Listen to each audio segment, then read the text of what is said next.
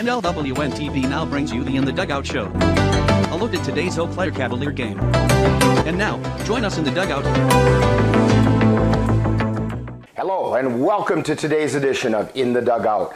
Rick Olson here in the NLWN-TV studios, and we're getting ready to bring you all the action of today's doubleheader as the 6-3 Eau Claire Cavaliers step back into Chippewa River Baseball League play as they take on the Chippewa Falls Lumberjacks from Carson Park.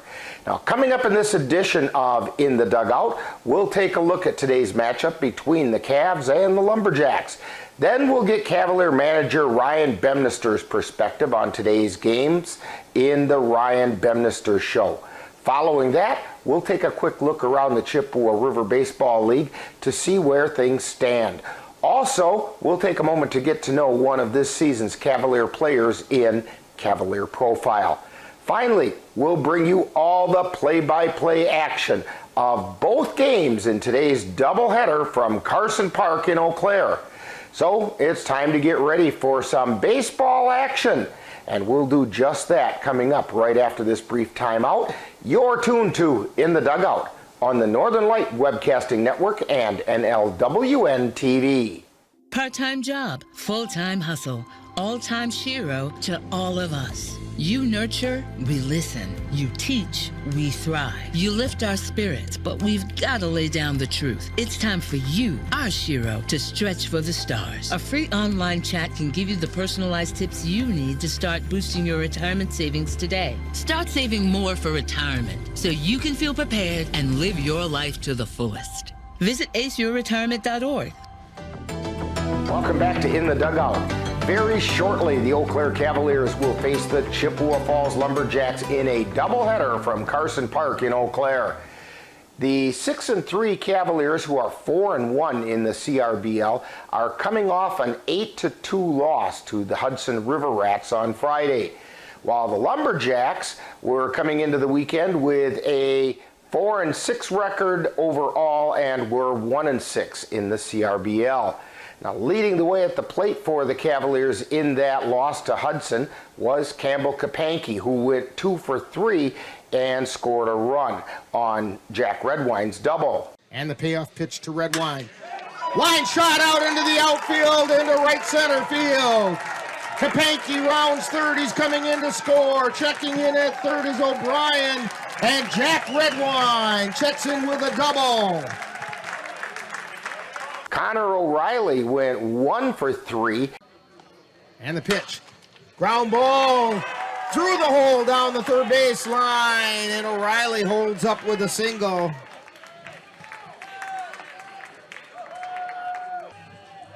We're going to get a courtesy runner for Connor O'Reilly, Lucas Costley, going out to run the bases. He doesn't get to do that all that often. So I'll bet he's just happy as all get out right now to be out there on first. And then his courtesy runner, Lucas Costley, came in to score on Caden Erickson's RBI single. And the 1-1 pitch to Erickson. Fly ball out into right field, falls in for a base hit. Just inside the foul line, and coming in to score is Lucas Costley. Taking the loss for the Cavaliers was Jackson Vance, who went 5 1/3 innings, giving up 6 runs on 6 hits while striking out 8 and walking 7. Throwing an effective 3 2/3 innings in relief was Drew Wathke, who got the Cavs out of a jam in the 6th and then finished the game giving up 1 hit and striking out 5. Today, the Cavaliers play host to the Chippewa Falls Lumberjacks in a CRBL doubleheader. The Lumberjacks played yesterday against the Cadott Red Sox, and we'll fill you in on the results of that game as today's action unfolds. Now, coming into this weekend, the Lumberjacks were led at the plate by Jack Bovey, who's hitting for a .474 average. Nolan Hutzler and Matt Martineau round out the Lumberjacks, hitting over 300 at .357 and .310 respectively. On the mound, Chippewa Falls is being led by Dalton Rice, who has a 1-0 record with an ERA of 1.00. The workhorse of the staff so far this season has been Dylan Waters, who had thrown 21 innings and allowed 13 runs on 24 hits with a 1-2 win-loss record and an ERA of 3.76. As a staff, the Lumberjacks have an ERA of 4.00 with a whip of 1.71.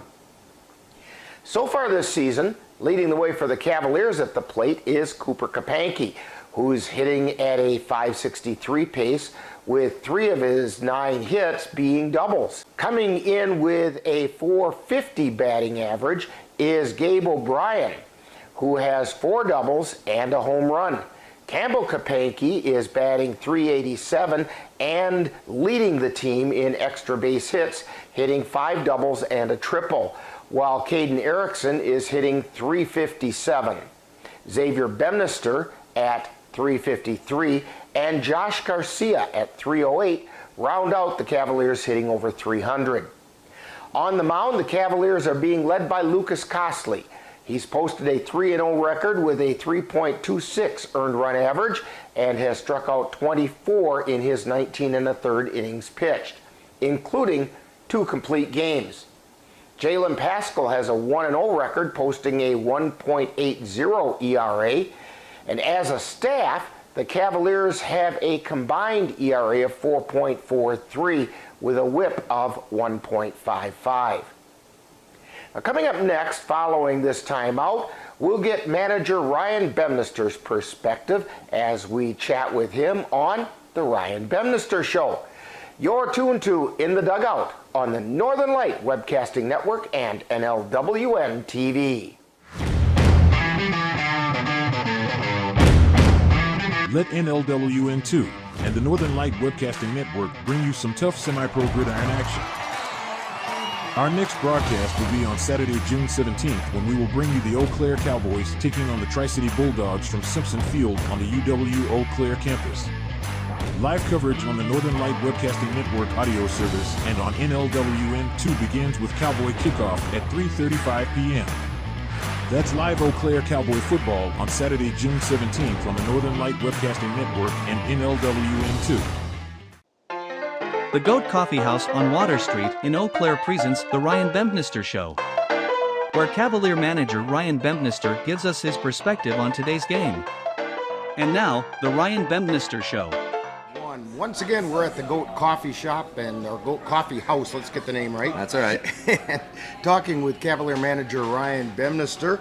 And Ryan, today the Cavaliers will be getting back into Chippewa River Baseball League action with a doubleheader against the Chippewa Falls Lumberjacks. But of course, before we do that, we need to discuss the games that took place back, or the game that took place back on Friday when the Cavaliers suffered their 3rd loss of the season at the hands of the Hudson River Rats. Your comments about that game?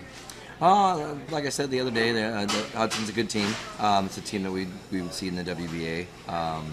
We had 2 good pitching performances from Jackson Vance and Drew Watke. That's, we put them out there, and they gave us a good 5 1/3 and 3 2/3. Hitting was the problem again with this, and it seems to be that's the norm with our losses. The bats don't come alive. We couldn't get any timely hitting, and unfortunately put ourselves in bad situations when we walked too many guys for Hudson, and they capitalized on all those walks. Now, in that game, you kind of alluded to it, the Cavalier bats only managed to scrape together 6 hits, and it's pretty tough to win without putting hits together. And you don't need a lot, you just need to cluster them so that you can produce runs, and the Cavs aren't managing to do that either. What can they do to get that hitting going?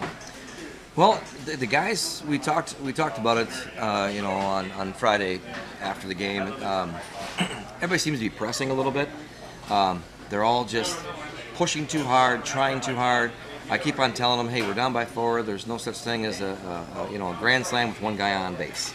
So don't try to swing for the fences. Let's try to string together base hits. And, we talked about it at one point when we were down just 2 runs in that game. And I said, hey, all it takes is 4 base hits and we're back in this game. And unfortunately, the game we looked at, we only had 1 ground out the entire game. Everything else was pop-outs and flyouts, or right. Pop-outs and strikeouts. We can't win games if you're going to keep popping the ball out. And if you're popping the ball out, constantly, that means you're just pressing too hard, you're trying to rip the ball too deep, and we just need to settle down, relax, and get back into small ball type baseball and put together some base hits. And there were a couple of times when Cavalier batters just ran into some rotten luck. I can think of a line drive. I want to see, maybe it was Caden Erickson out to left field, and it looked like it was falling in and had extra bases written all over it. And that left fielder ranged over and reached out, and the ball found his glove. And that happens sometimes. That's baseball. Yep. And there was a couple of hard hit balls during that game, but it doesn't help us to hit hard balls to the outfield that are still fly balls. Right. Good outfielders, good teams are going to track those down. They're going to play you properly. They're going to do stuff. That ball, Caden, it was actually the leadoff of the game, first hit of the game. He hit it down the line, but he hit it just high enough that it hung up in the air. And that guy was able to track it down pretty easily and get underneath it. Same thing, there's one later in the game, Jack Redwine, I think it was like the 7th inning. He smoked the ball on the barrel, but it was a line drive right to another guy that hung up in the air. We got to start finding ways to put the ball on the ground, through the holes, and level it all a little bit more. Now, you were correct in what you said, that the Cavalier pitching was overall a really good pitching performance. But on Friday, they seemed to be really effective for the first 2 outs of the inning, but then really struggled to get that 3rd out. Hudson was able to score 5 of their runs after the Cavaliers had already recorded 2 outs in various innings. What can the pitchers do to pick up that elusive 3rd out? Well, they got to realize that they don't have to get every out on their own. We get the 2 outs with nobody on base. You got to trust your defense behind you. You got to put the ball in the zone and let the guys make plays behind you. Most of the time, you get 2 outs, nobody on, you're going to get out of that inning with nothing hurt. Unfortunately, our guys pressed a little bit on the mound and tried to finish out the inning by themselves and lost their spots. We walked a couple of guys, and then good teams, which we're going to see in the WBA, if you walk guys, regardless of how many outs there are, good teams are going to take advantage of that, and they're going to score runs off of it. I remember back at the old Metrodome in the Twin Cities, if the opposing pitcher would walk a batter, they had a thing that went up on the scoreboard that said "walks will haunt," and there isn't anything more true than that. They do come back and bite you. They do, and being a guy who's coached baseball for 15 years, every time I talk to a pitcher, I'm like, hits aren't going to hurt us. Hits, hits are hits. That means good hitting happened. Walks are going to hurt us, and they're going to constantly hurt us. And never, if you can just stop giving free passes, that's taking away free runs. Make the batter, make the other team earn what they're going to get. Don't give them a free pass. And you mentioned it on Friday that there's plenty of talent on this Cavalier team. You said you've got a lot of confidence in these guys. And so some of these things are going to come around. Part of that is a team finding itself. Yeah, and we are still kind of finding ourselves. You say it all the time, too, and we've talked about this. We're young. They're learning. These guys are, fresh out of freshmen in college or whatever it is, and they're going to figure it out eventually. And I told those guys after the game on Friday, I said, I got faith in you. Don't worry. I'm not losing any faith in you. We're going to keep putting you out there. Eventually things are going to fall in place. Eventually we're going to get those timely hits. Eventually you're going to get that last out of the inning. All these things are going to start happening. Don't worry about it. The best thing that happened in the worst case scenario is that it was a non-conference game. Right. So you treat those non-conference games as figuring things out. It shows on your record, but I don't care about records. I care about winning games in the conference, the CRBL, and getting the WBA. So those are the things the guys are focused on, and that's what we said after the game on Friday. Let's turn the page. Let's look forward to Sunday. This is done. Let's go figure some stuff out and go from there. And today the Cavaliers do get right back into CRBL action by taking on the Chippewa Falls Lumberjacks in a doubleheader. The Jacks have been struggling a little bit this year. What can you tell us about them? Well, I know they lost a couple of guys from last year, which take it whatever you want. It means something. It doesn't mean anything. Whatever. It's still a conference game. It's a very important game. Actually, 2 games. Yeah. That we have to find a way to win both those games to stay with Osseo a little bit and kind of catch up to the other guys in the conference that we're at. We haven't played a lot of conference games this year so far. I think we've only got 5 in so far. But we have to win every conference game that we play. And we are not going to overlook anybody. We did this with Jim Falls last week. I said, I don't care what their record is. They're still a CRBL team. They're still really good. We cannot look past them. We've got to make sure we play them hard. And the same thing goes for Chippewa. Everybody's talking about their record and how they're kind of not doing well this year. It makes no difference to me. You throw records out the door. And it'd be just your luck that this would be the day that they step up and play to their abilities and do really well, and you guys would struggle, and you just can't allow that to happen. No, and we can't. And the guys know that. We just got to go out there and play our Cavs baseball. We know we're going to get everybody's best. I said this a couple of times. For some reason, everybody wants to beat the Cavs. I mean, I guess, when you're the best for as long as you were the best, just like Osseo, everybody wants to beat Osseo, everybody wants to beat Tilden, everybody wants to beat the Cavs. We're going to see everybody's best players. We're going to see the best pitchers. We're going to get their best effort. So we got to be at the top of our game going forward in all CRBL games. Now, who's getting the call to the mound tonight for the Cavs, or today for the Cavs? Well, we got a couple things going on. So we're going Lucas Costley, game 1. He's been our workhorse all year long so far. He's pitched really well for us. So we're going him game 1. I plan on throwing Xavier in game 2. He needs to get some innings in. He's a solid pitcher. We saw at the end of the year last year, we need to get him on the mound this year. We need to start pitching. We can't keep throwing the same 2 guys out there and run their arms out. We got to make sure these other guys are ready to roll, and we've got 2 or 3 good arms ready to go. So we're going to go with Xavier in game 2 as long as he can make the game he's coaching right now. So we're hoping he shows up. He's keeping me in the loop with how his team does, and if push comes to shove, we're probably going to go Andrew Milner in the second game. Okay, well, Ryan, good luck on today's games.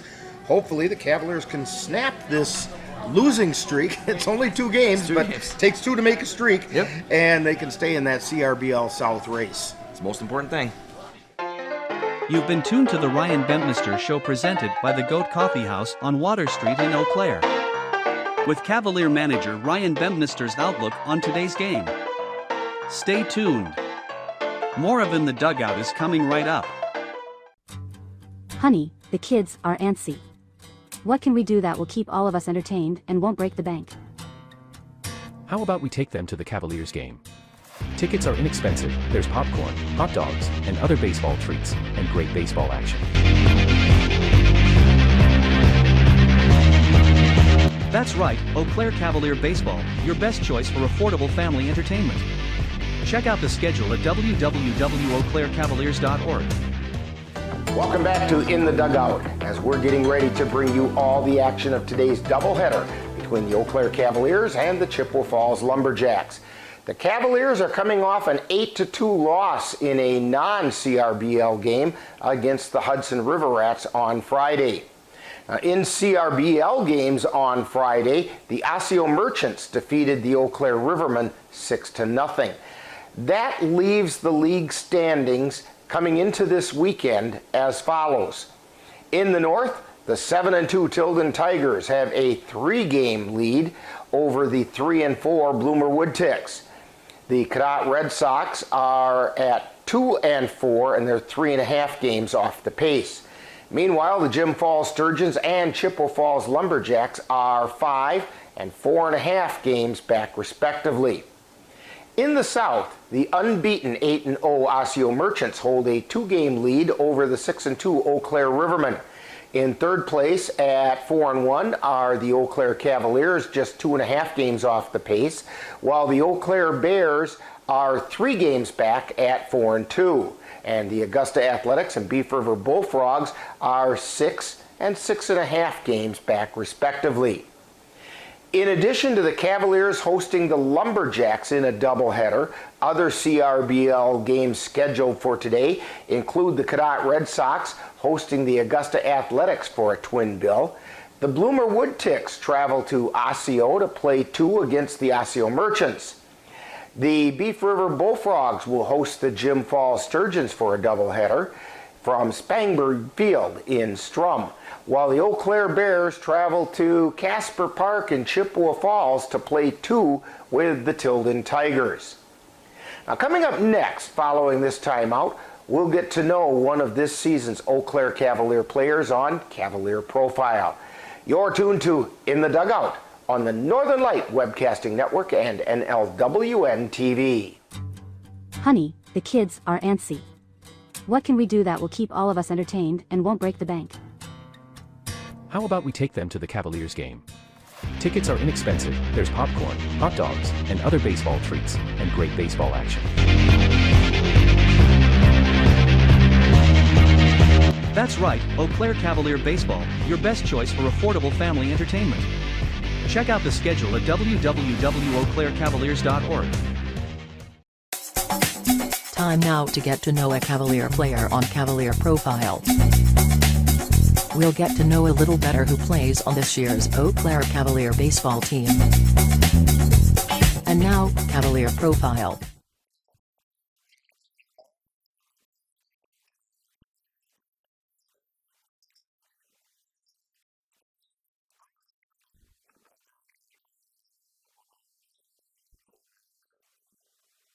How'd that season go?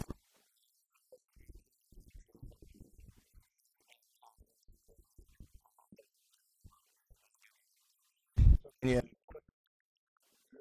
is with the Cavaliers. And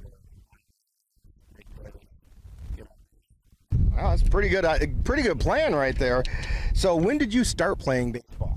4 or 5, started right at T-ball and have played ever since. It's kind of hard to put down once you start, isn't it? Oh yeah, it's fun.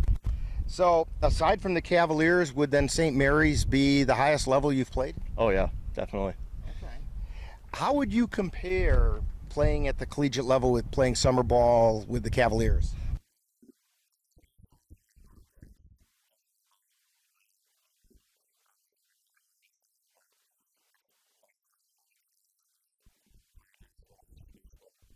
Okay. All right.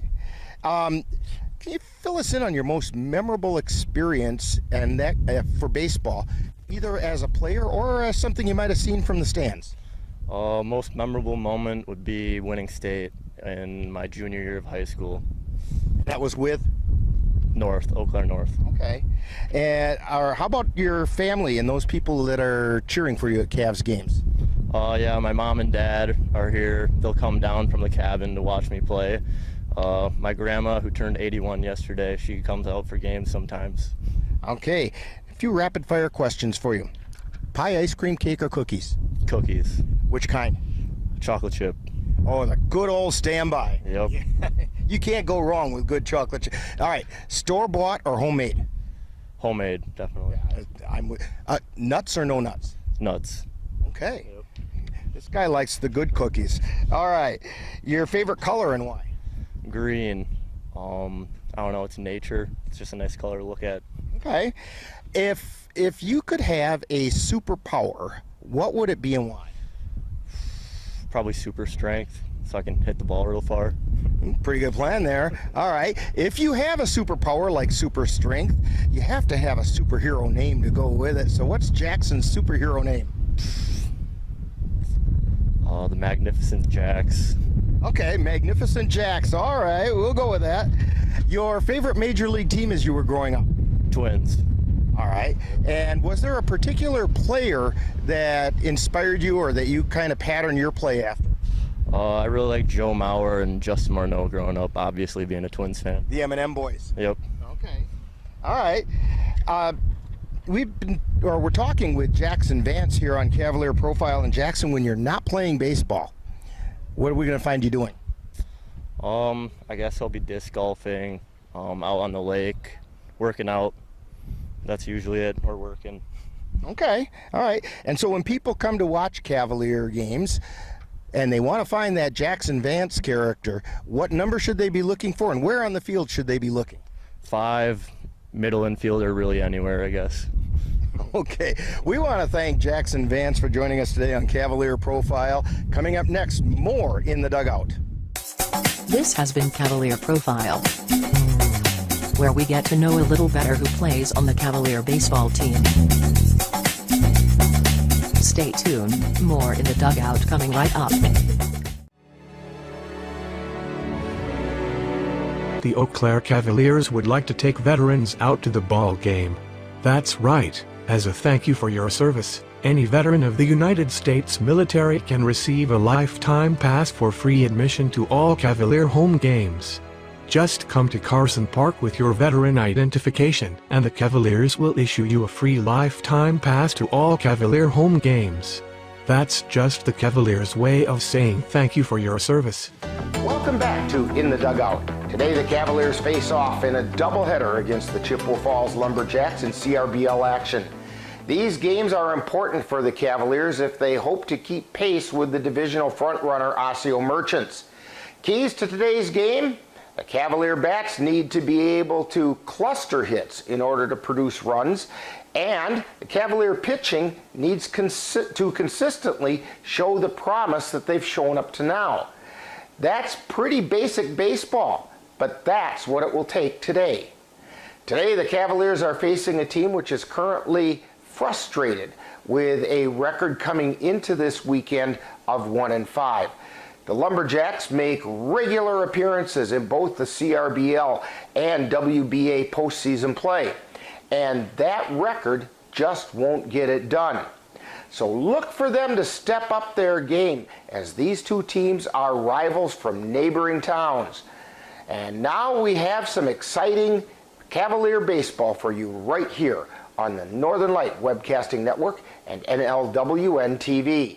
Now, in just a moment, I'll be joining the rest of our broadcast crew at Carson Park in Eau Claire as we bring you all the action of both games of today's doubleheader between the Eau Claire Cavaliers and the Chippewa Falls Lumberjacks.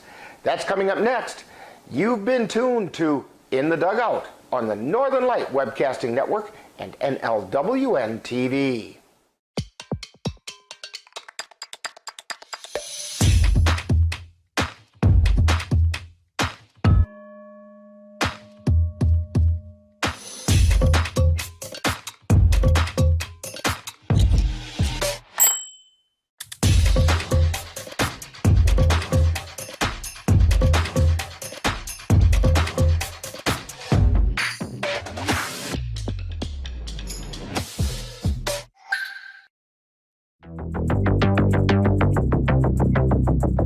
You've been watching the In the Dugout show with a look at today's Eau Claire Cavalier game.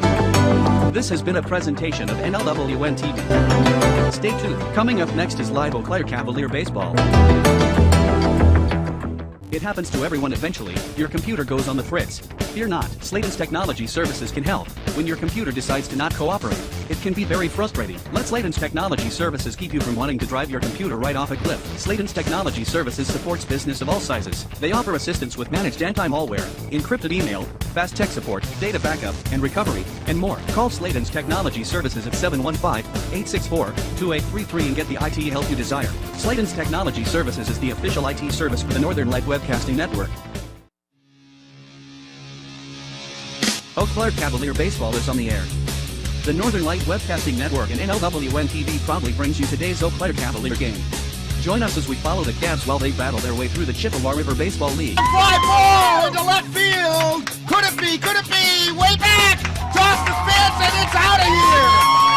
It's a 3-run home run and the Cavaliers take the lead. And now, out to the ballpark for coverage of today's game.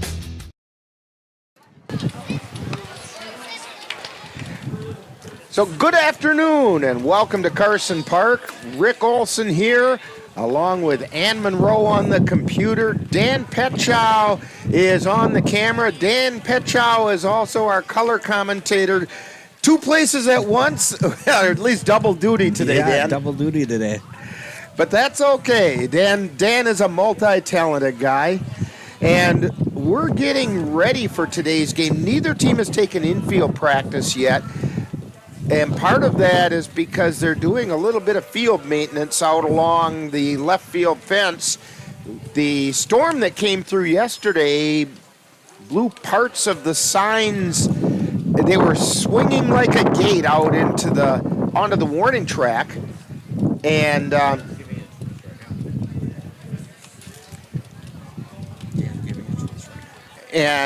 as you can see, as Dan is showing us the view from out of the where the signs are missing out there. Yeah, it got a little breezy yesterday.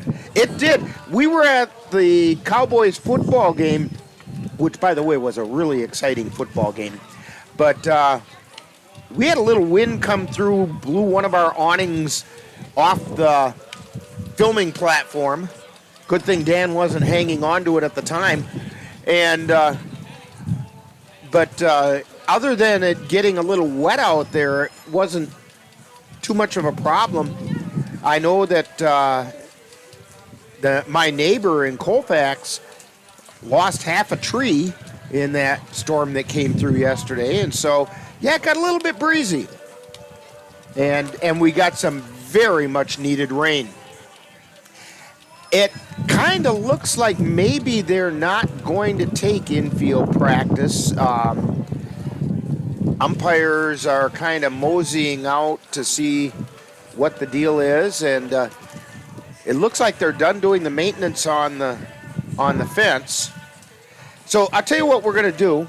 I'm going to give you the starting lineups for today's game, and then we'll see where they're at with what's going on down on the field. Cassie's not with us today because she's doing another one of her very important duties. She is being mom and scout leader, because with us today here at Carson Park is Cub Scout Pack 42 from Colfax, and that includes Isabella, Cassie's young daughter, and they're going to enjoy the game with the Cavaliers today.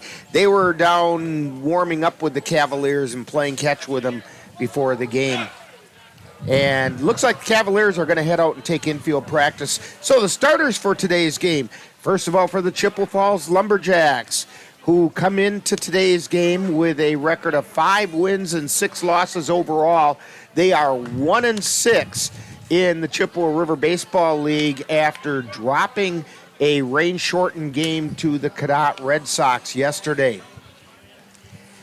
So, leading off will be their extra hitter, Jack Bovey. Batting second will be second baseman Jake Varsho.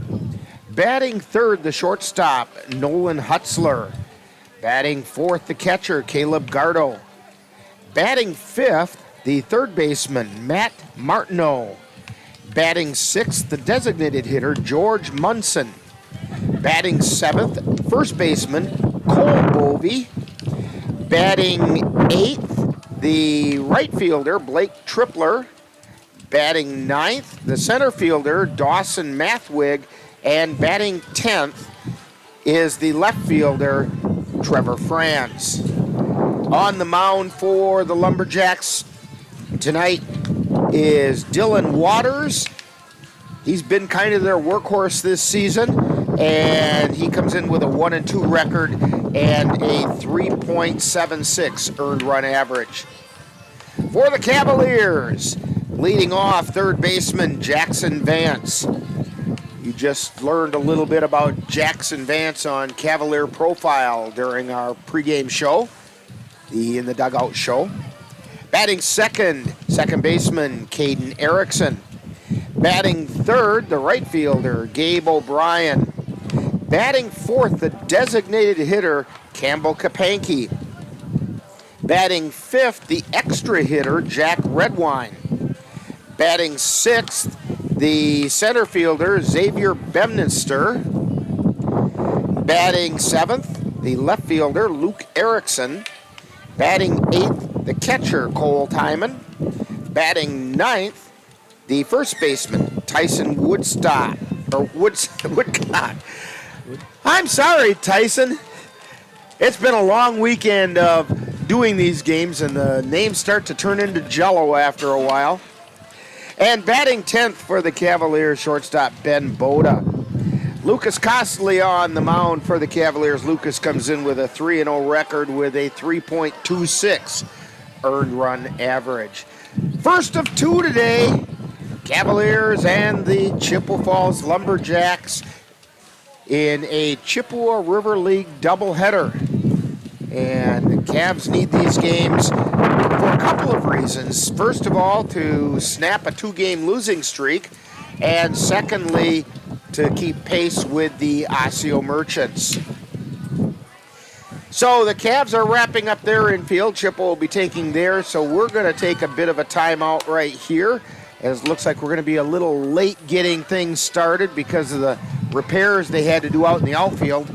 But you're tuned to Cavalier Baseball on the Northern Light Webcasting Network and NLWN-TV. Jason, let's go see your room.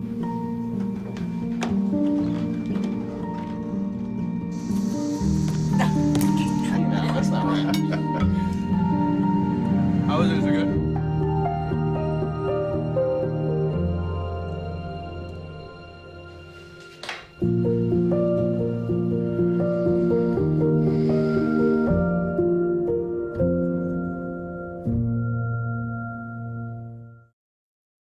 Hey guys, it's me, Isabella Gomez, filling in for Smokey Bear because he's got more to say than just... Only you can prevent wildfires. Like, if you're outside enjoying a barbecue, don't let a hamburger distract you from fire safety. Make sure you aren't dumping your hot coals or ashes onto the ground because that could start a wildfire. So take wildfire prevention seriously and let's save the world one day at a time. Juntos con Smokey Bear, podemos hacerlo. Go to smokeybear.com to learn more about wildfire prevention. Hey, can you chop the pineapple? Chop the pineapple.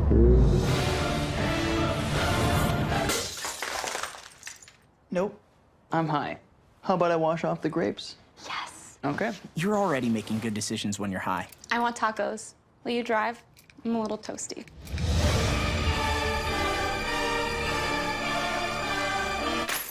Nope. I'm high. Let's order in. Don't make an exception when it comes to driving.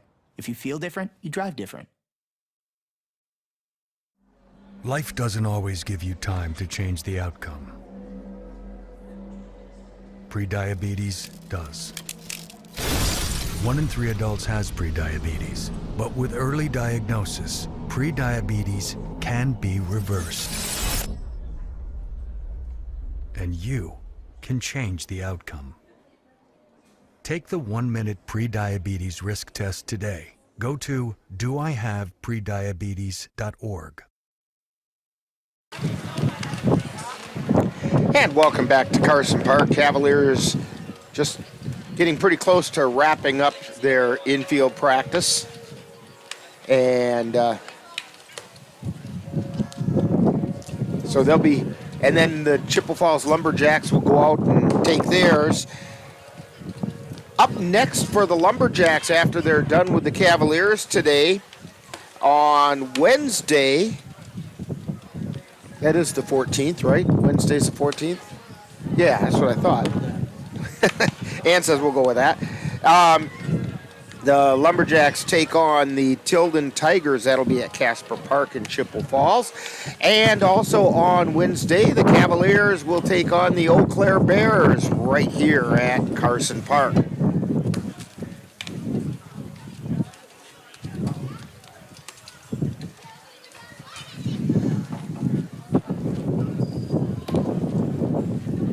Actually, I should look at that. Let's make sure that's not the game that we're supposed to be going over to Altoona for. Because we do have home and home with the Bears. So I'll make sure I get it right here before I mislead anybody. Yeah, I wouldn't want to do that. I've done it before, but not on purpose. Yeah, the game is here at Carson Park on Wednesday. It's the second league game against the Bears that's over in Altoona at Center City Park. So the Cavs have wrapped up their infield, and Lumberjacks are getting ready to go out and take theirs. They're gathering in front of the dugout, and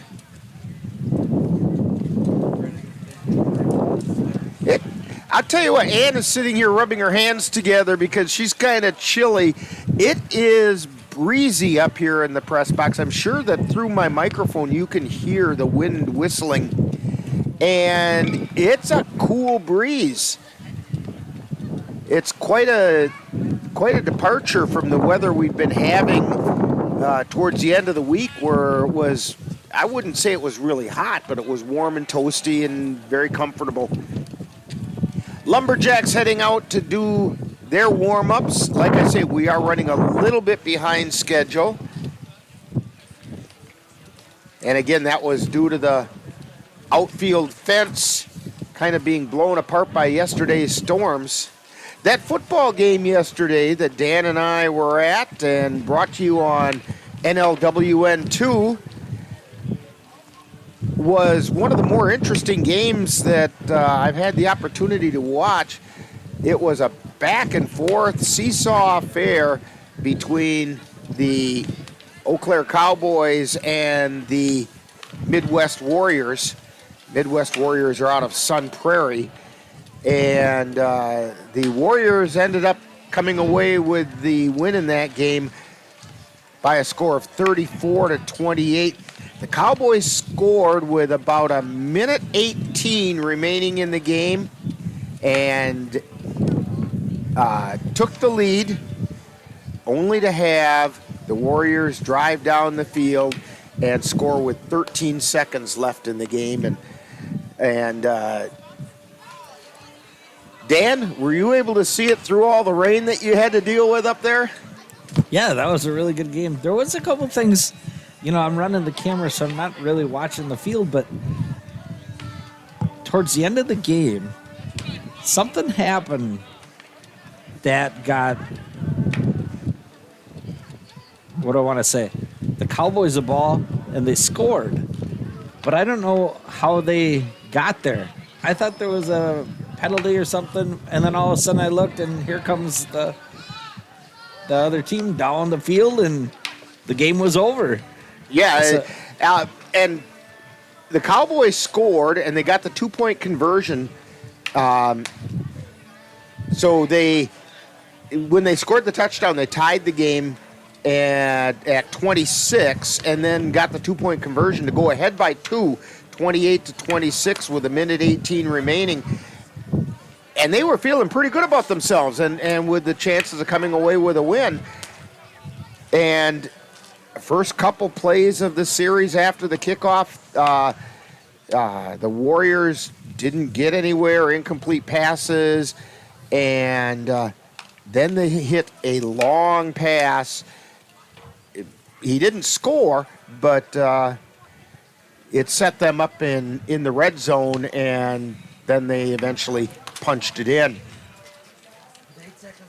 Yeah. And that with, I think it was with 8 seconds remaining, or actually it was 13 seconds to go when they scored, and then after the ensuing kickoff, the Cowboys actually had a chance to run 2 plays from scrimmage. Neither one amounted to anything, and they ended up taking a pretty tough loss to take after that game. But that's just some more of the excitement that you can get on the Northern Light Webcasting Network, both NLWN-TV and NLWN-2. And coming up next on NLWN-TV will be the Cavaliers on Wednesday after today's doubleheader. And then on NLWN-2, the Eau Claire Cowboys will be taking on the Tri-City Bulldogs next Saturday. And they'll be at Simpson Field on the UW Eau Claire campus.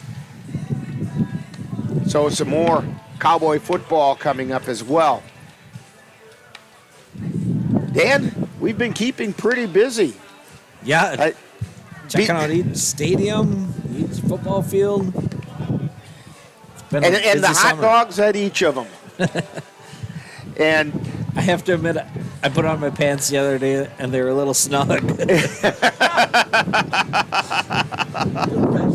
One hot dog at each, Dan, not more than one. And frequent trips down to the Goat Coffee House down on Water Street. By the way, if you get a chance to go down to the Goat, first of all, it's good coffee, outstanding coffee. But the sandwiches they have there, oh my, they are really good. Ann loves that caprese melt, they call it. It's a really good sandwich. I had a breakfast sandwich. I think it was called the Hot Hog. and basically it's it's on a bagel, and it's got pepper jack cheese on it, and bacon and egg, and very tasty. They've got a grilled cheese sandwich down there where you get to pick the cheeses that go into it from a pretty good little variety of cheeses, and the croissants down there, and the Danish that are down there. And you know, I think Cavalier manager Ryan Bemnister actually makes those. But they're to die for also. And so, I go down there and have a chat with Ryan during our Ryan Bemnister show interviews. And I did tease him that Ann was getting jealous because I'm spending more time with him recently than I am with her. But, all right, the Lumberjacks are just getting ready, are wrapping things up. We'll take one real quick break here on the Northern Light Webcasting Network and NLWN-TV.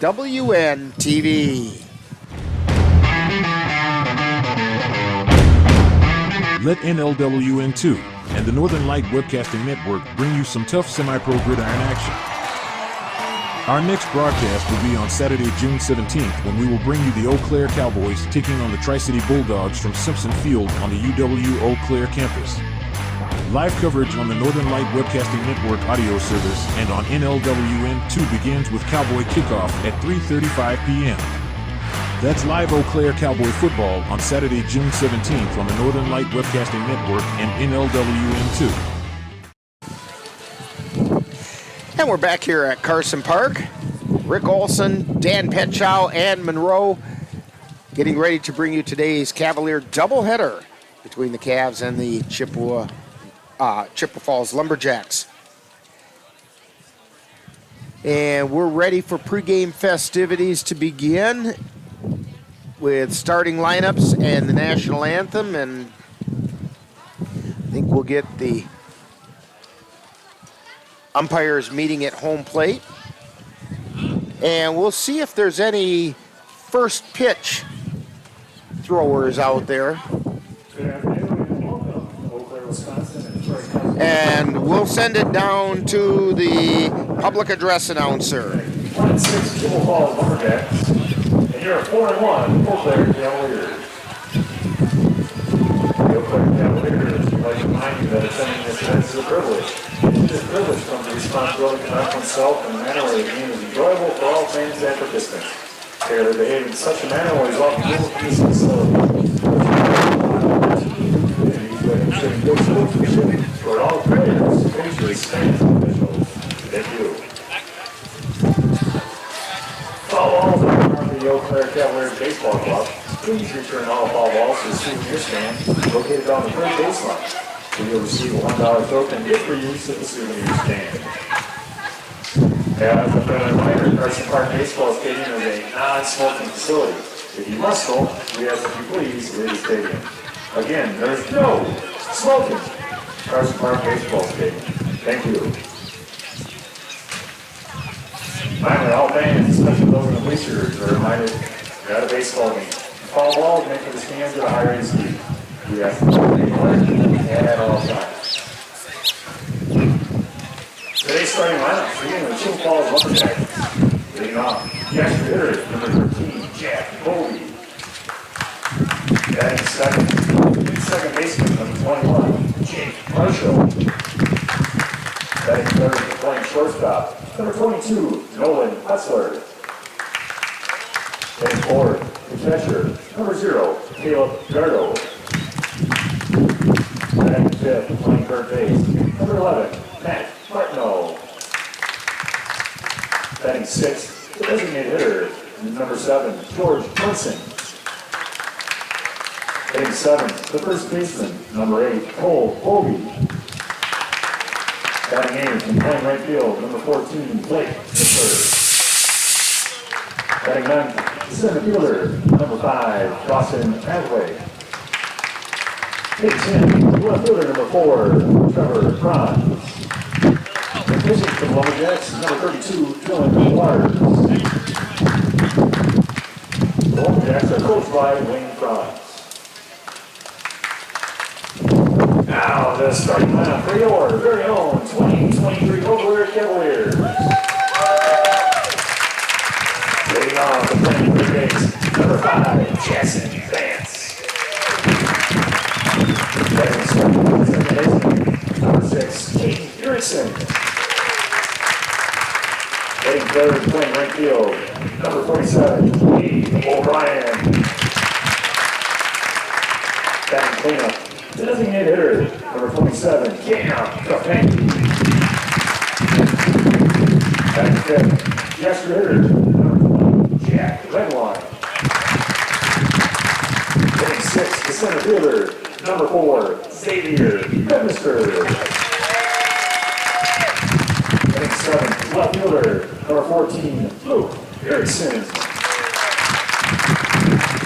Batting eighth and catching, number 19, Cole Tyman. Batting ninth, the first baseman, number 12, Tyson Woodcock. Hitting 10th, shortstop, number 17, Ben Hoda. And pitching for the Cavaliers, number 8, Lucas Cospley. Cavaliers are coached by Ryan Bedminster and he's assisted by Brian Meyer and Ryan Kay. The officials for today's 2-game game on bases, Mr. John Sumner, and behind home plate, Sir Dennis Whiteside. Now, it's the 5 move your hats.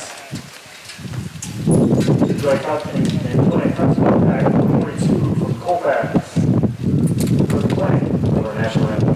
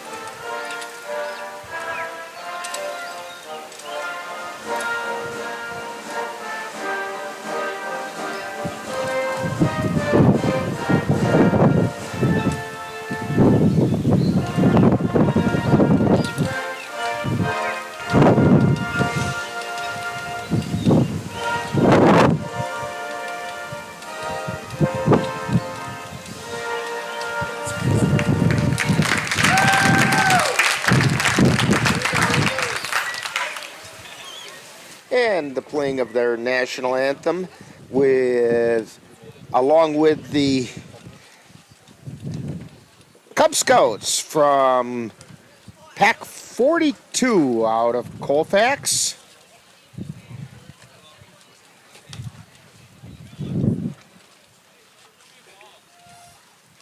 And of course that's the pack that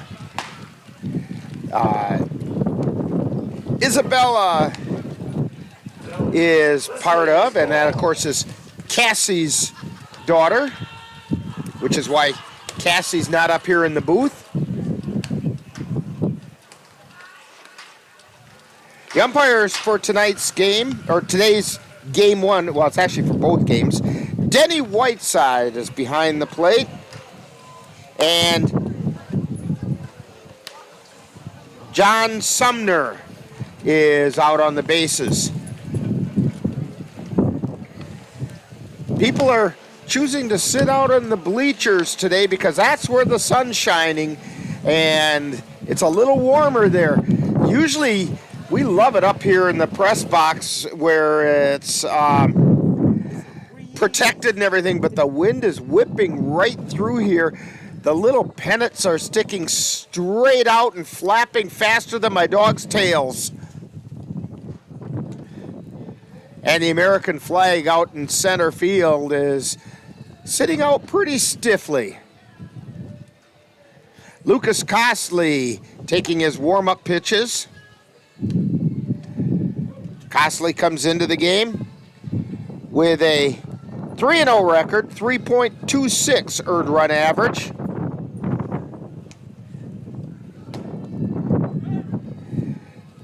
And Cole Timon throws the ball down to second to Ben Boda, who's waiting for it.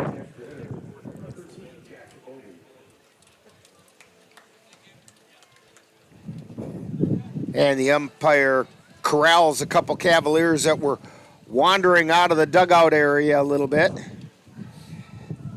Now we're ready. Jack Bovee steps to the plate for the Lumberjacks, and he comes into the game batting .474. He's the extra hitter.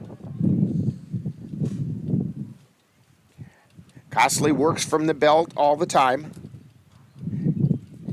And the pitch is inside. Chases Bovee away from the plate. Ball one.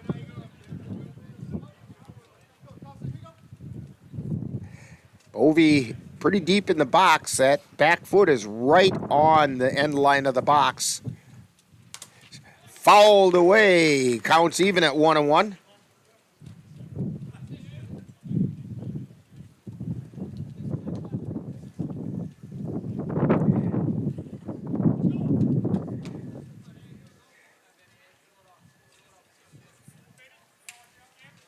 Bovee steps back in. Costley looks in for the sign. And the 1-1 pitch. Strike called on the inside corner. Denny Whiteside tends to like those corners a lot. Yeah, I have a good view here today at home plate.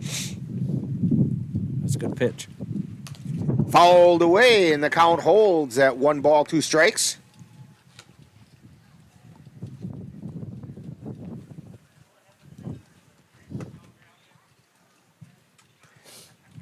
Just underway from Carson Park. Costley at the belt. The 1-2 pitch. Swing and a miss for strike 3. So Jack Bovee goes down swinging. It's going to bring up Jake Varsho. Varsho coming into the game batting .111.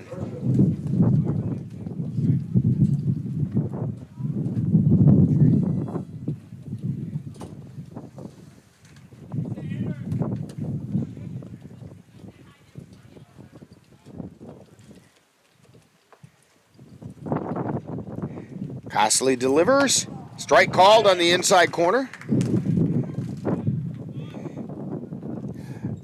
So the Lumberjacks lead off with lefty-lefty against the right-handed Lucas Costley. That just missed outside. Dan kind of rolled his eyes at that one. That looked pretty good. Unless it was low.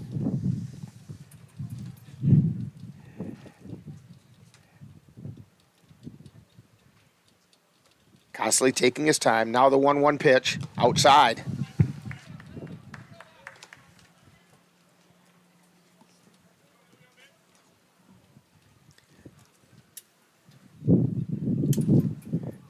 Costley looks in.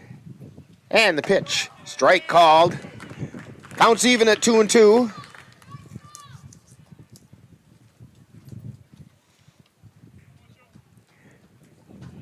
This is to Jake Varsho. Costley delivers. That one got Varsho. Costley trying to work that inside part of the plate. Got a little too close.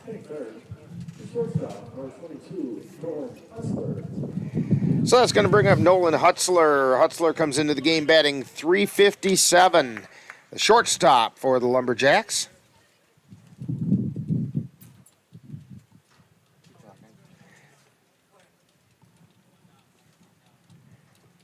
Costley looking.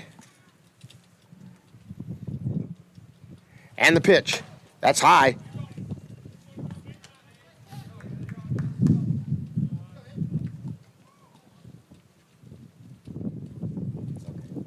One ball, no strikes. Here's the pitch. Strike called. Denny Whiteside's very consistent with that corner.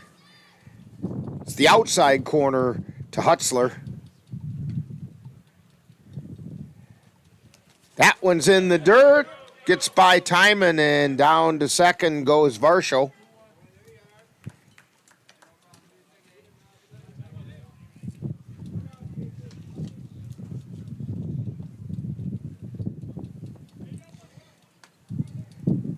Two balls, one strike, one out. Runner at second. Nolan Hutzler at the plate. Costley delivers. That missed outside. 3 balls and 1 strike.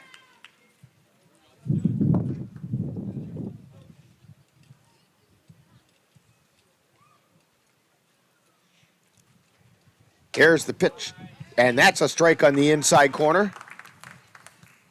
Count goes full.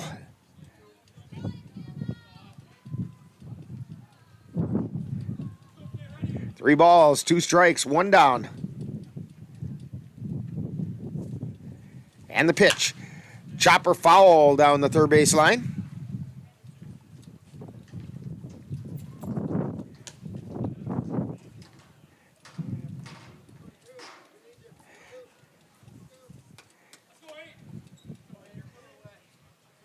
Varsho takes his lead. And the pitch. It's outside for ball 4.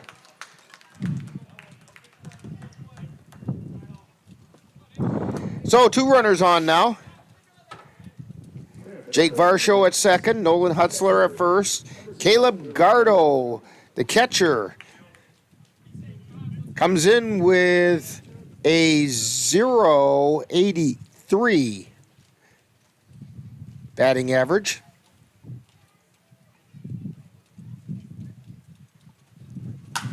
And he hits a high pop-up. Drifting back is Boda. And he makes the catch in shallow center field for the second out.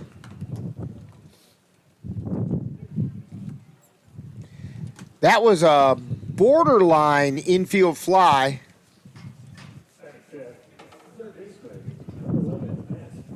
So, Matt Martineau comes to the plate. Third baseman, batting .310. 2 down now. Strike called on the inside corner. You know, it usually takes Costley about an inning to find his rhythm, and if he keeps throwing like that, he's going to find it quickly.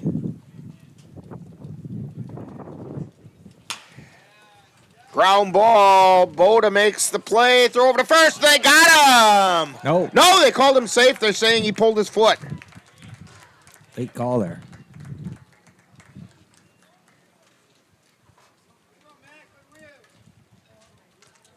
They're saying that Woodcock pulled his foot.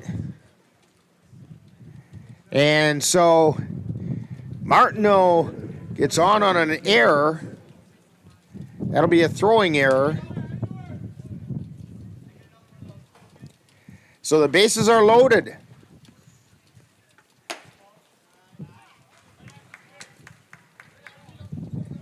First pitch is outside to George Munson. This is his first plate appearance, at least according to the statistics we have.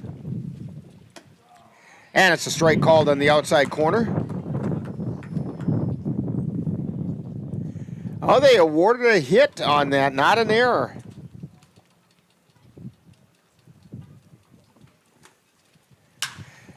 Fly ball out into center field. Bemnister can't get over there. 2 runs come in to score. So Munson gets 2 RBIs.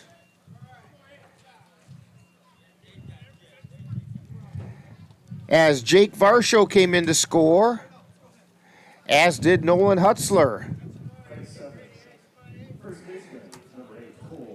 Martineau is on third.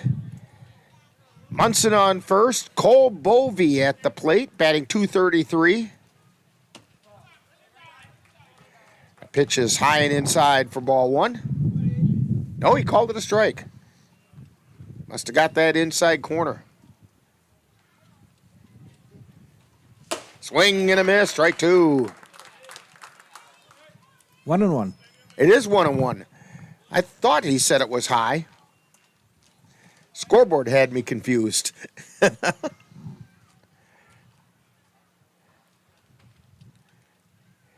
And the 1-1 pitch. That missed. A little bit high. 2 balls and a strike. 2 down, 2 on, 2 in.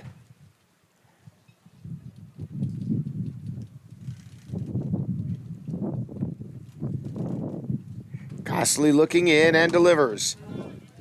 It's 3 balls and 1 strike.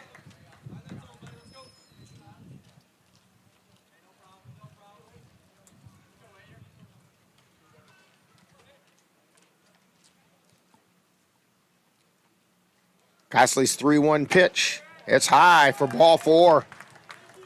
Second walk of the inning given up by Costley.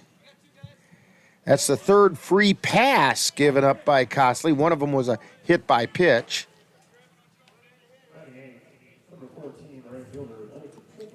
I think Blake Tripler comes to the plate. I think he just tried a different part of the zone on that batter and just couldn't find it. Ground ball over to second. Erickson picks it up, flips it over to Costley and misses it. And 2 runs come in to score.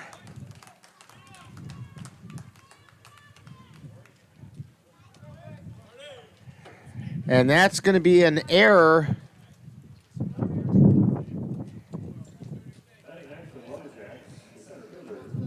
And I think they're going to charge it to Erickson. I don't know whether that error would be, and pitches a called strike to Dawson Mathwig. I don't know if, and that pitch misses. If that would be charged to Erickson or to Costley. Costley was going over to cover, and he kind of almost overran the play. Swing and a miss, strike 2. 1 ball and 2 strikes to Dawson Mathwig. Mathwig batting 158.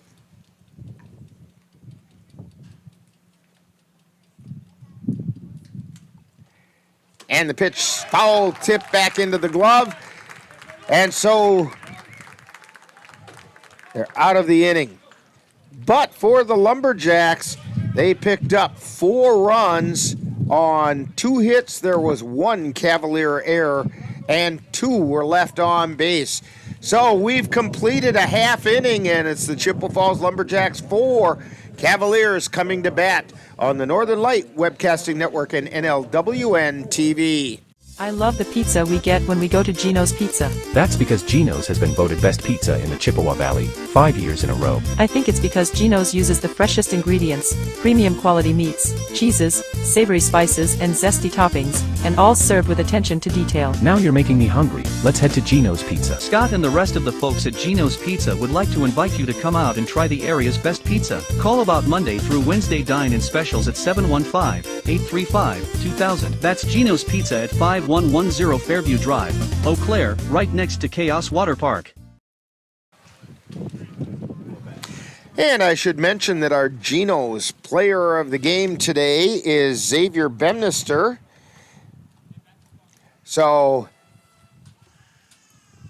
when you go out to Gino's Pizza tomorrow, you know, nothing is better than some pizza right after a long weekend, and you don't have to cook, and you just go, you know, who wants to cook on a Monday, you know? Nobody does. So you go out to Gino's and you have some pizza and you mention Xavier Bemnister's name and get yourself a free soft drink courtesy of Xavier. And if he manages to score today, you can get yourself a free appetizer for your table. Dan says pepperoni and cheese pizza. I'm with you on that. That would work. Yeah. Although I don't mind a few olives thrown on it and a little bit of sausage in there. And I like stuff on my pizza. Jackson Vance at the plate watches strike 1. Dylan Waters on the mound.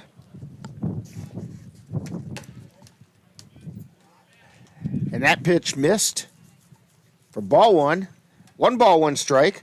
Waters has a 1-2 record with a 3.76 ERA. Pitch is high for a ball.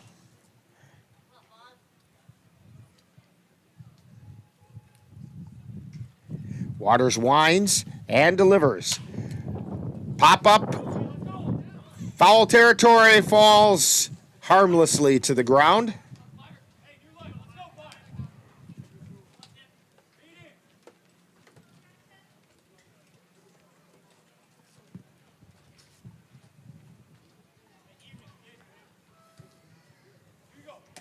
Cole Bovey turned to try to get to it, but wasn't able to get back. And a foul ball over the press box on our right. Dan was ready to duck. He's standing where he had all the excitement a few days ago. Yeah, we had to show Ann the mark on the wall. Pitch is outside. 3 balls, 2 strikes to Jackson Vance. Leadoff hitter for the Cavaliers. Here's the wind and the pitch. Chopper down the third baseline, foul.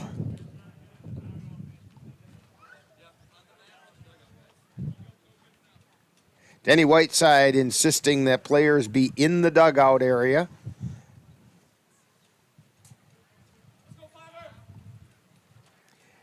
Here's the payoff pitch. Foul back again off to the left, or off the right side.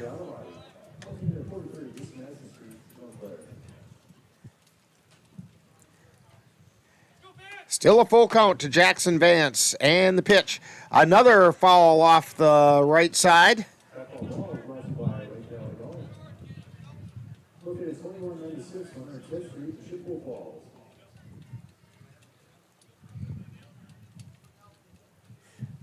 Here's the wind and the payoff pitch. Ground ball right back up the middle, fielded by Waters. He throws it over to first for the out. So Vance grounds out, pitcher to first.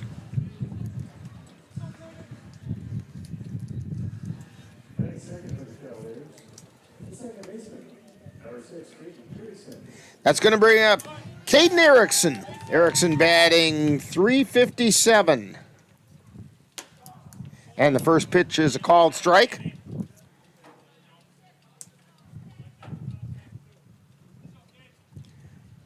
Here's the wind in the pitch. Fly ball out into center field. It's going to fall in for a base hit. It gets past Mathwig, and Erickson tried to stretch it to a double. The throw got overthrown to second, and Erickson's in safely. He's going to get the double.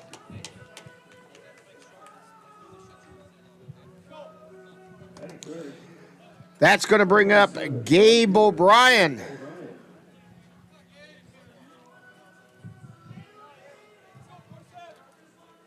O'Brien batting .450.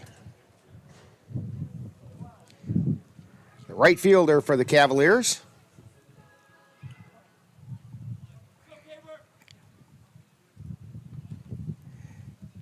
Pitch is outside for ball one. Waters tried to get the curveball, and it did not break for him. Waters at the belt and delivers. Strike called on the outside corner.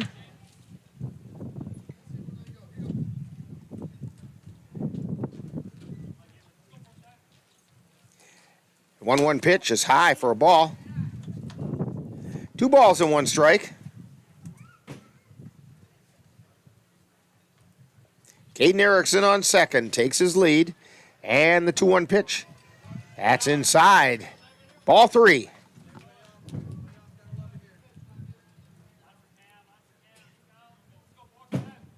And the pitch. Fly ball out into right field. This one's tagged, and it's out of here. Into the fan deck, a 2-run home run by Gabe O'Brien.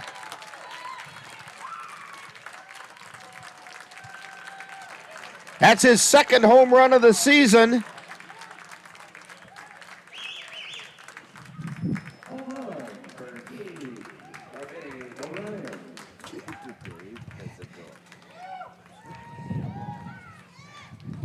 So the Cavaliers cut the Lumberjack lead in half.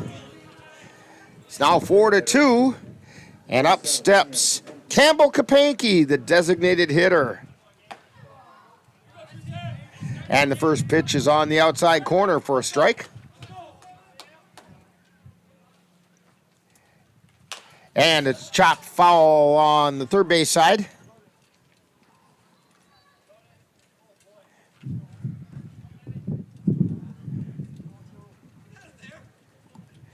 Cub Scouts enjoying the sunshine at the ballpark. Line shot out into right center field. Kapanke takes a wide turn at first and thinks better of it. That's going to bring up Jack Redwine. He's the extra hitter.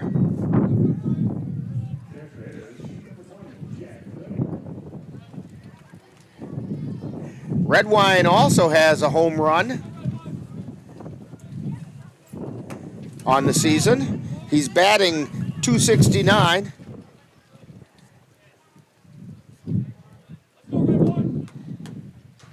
Kapanke takes his lead, and the pitch.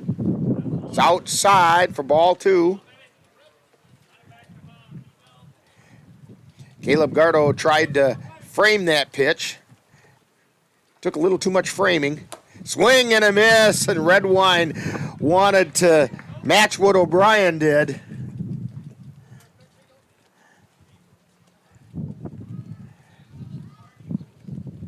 Here's the pitch. Strike called on the inside corner. 2 balls, 2 strikes.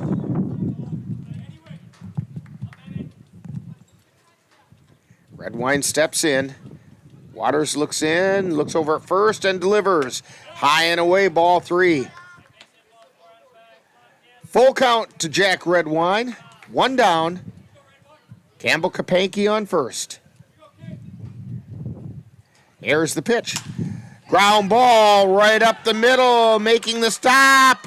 And they got him at second. And it was a glove throw. Varsho went and had to dive to get the ball, stopped it before it got into the outfield, and just kind of flung his glove at the shortstop, Hutzler. The glove didn't go far, but the ball got there just in time to get Kapanke. Yeah, good play there by the second baseman.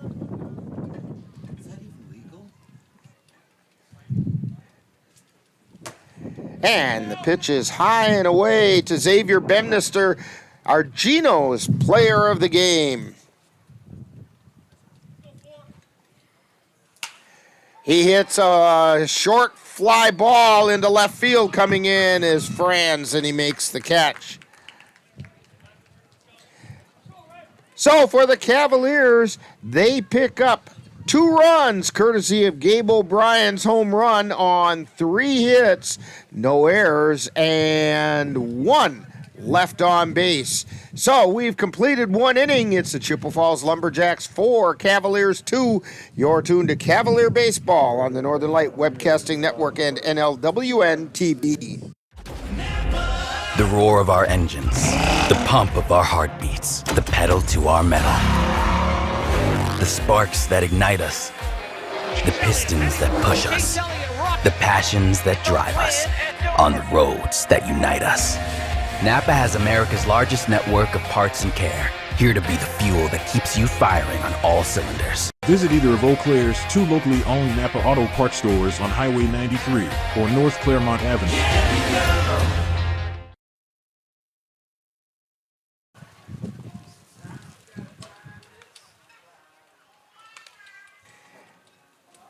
Cavaliers have someone throwing not quite in the bullpen, but just down along in foul territory down the third baseline.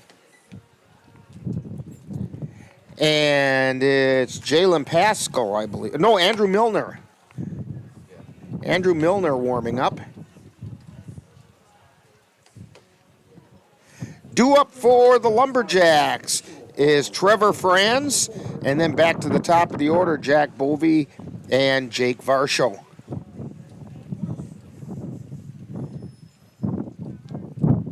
Lucas Costley on the mound, And he delivers. Strike called.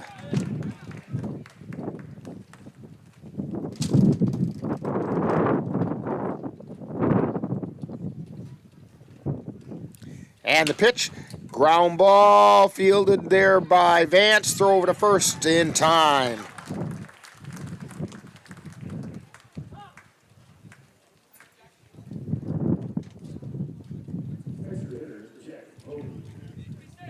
So back to the top of the order, Jack Bovey, the extra hitter. He struck out his first time up.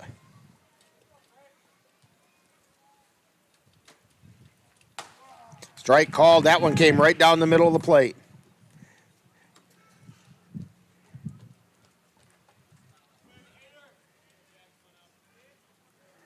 And the 0-1 pitch. Chopper down the first base side, the foul. No balls, 2 strikes.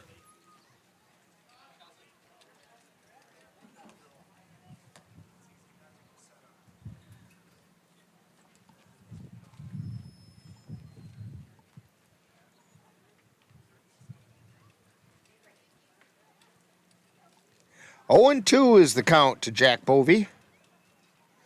Lucas Costley at the belt, and he delivers. Just missed high and away. That was actually a really good pitch. When you're ahead 0-2, you want to put something near the plate, but not necessarily over it. See if you can get him to chase. Here's a grounder, foul down the first base line.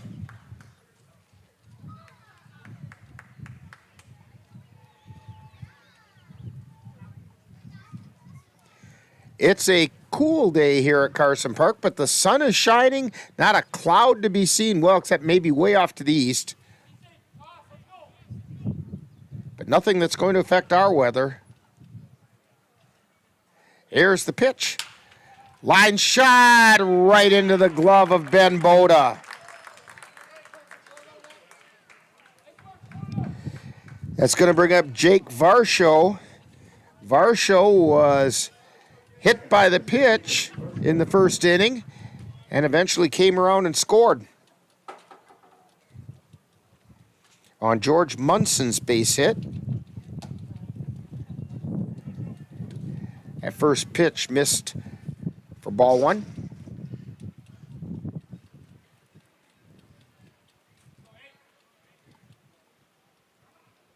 Costley delivers outside, ball 2.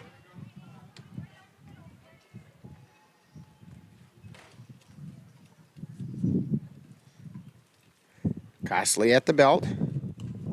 And the 2-0 pitch. Fly ball out into left field. Ben Boda made the catch and then tripped over Luke Erickson out there, and they both get up and say, hey, yeah, we're okay. And so, pretty spectacular play out there by Ben Boda. And a terrific job of hanging on to the ball for the Lumberjacks in the second. No runs, no hits, no errors, nobody left on base. And we've played an inning and a half, and it's Chippewa Falls 4 and the Cavaliers 2 on the Northern Light Webcasting Network and NLWN. When you have that craving for a home-cooked meal the way Mom used to make it, rest assured, you can still get that meal by going to Mom's Restaurant and Pub in Colfax. Mom's is open daily, serving breakfast and lunch, and don't forget dinner on Friday nights with Mom's famous fish fry. The coffee is always hot, the breakfast is always delicious, and lunch will put a smile on your face and in your stomach. 225 Bremer Avenue, Colfax. Call 715-962-4617. That's Mom's Restaurant and Pub.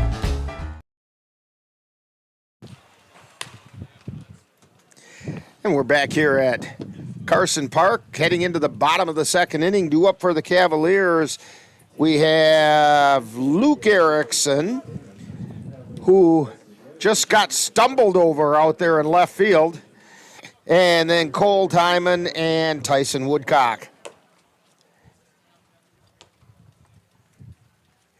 Yeah, we were just talking in here while we were waiting for that ad that that was one of the more spectacular plays we've seen this year. Really terrific play by Ben Boda.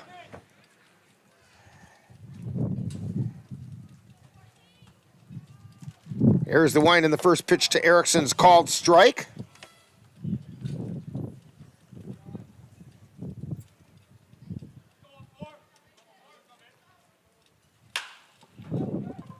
Fly ball out into left field, drifting back is Franz, and he makes the catch. So, one down.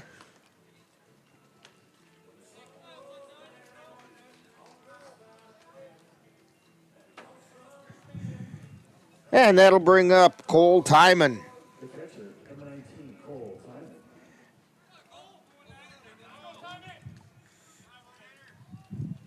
Swing and a miss, strike one.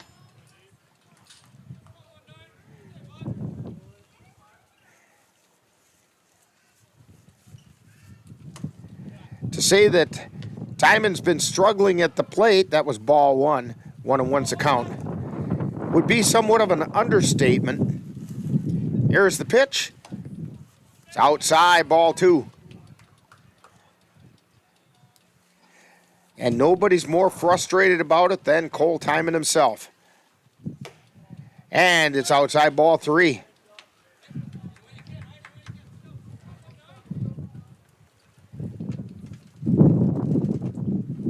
There's the wind and the pitch. Strike called at the letters. 3 balls, 2 strikes. Waters delivers. Swing and a miss for strike 3.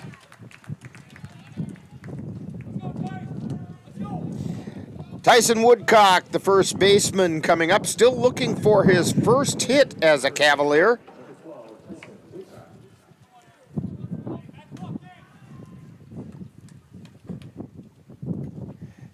And the pitch inside for a ball.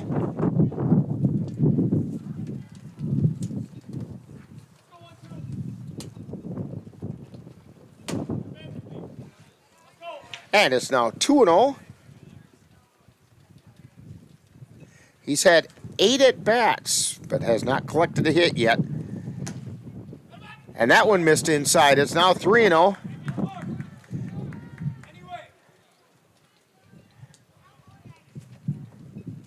Waters winds and delivers. And a called strike on the inside corner.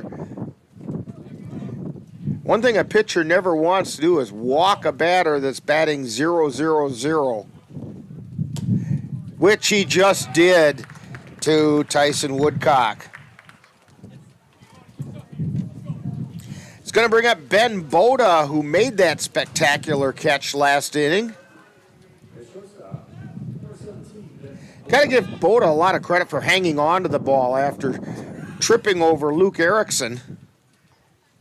Here's the pitch. Strike called on the outside corner. Boda coming into the game batting 138. Woodcock with his lead at first. And the pitch. Fly ball out into center field. Drifting over is Mathwig. He's under it. He makes the catch for the third out. So for the Cavaliers, no runs, no hits, no errors, 1 left on base.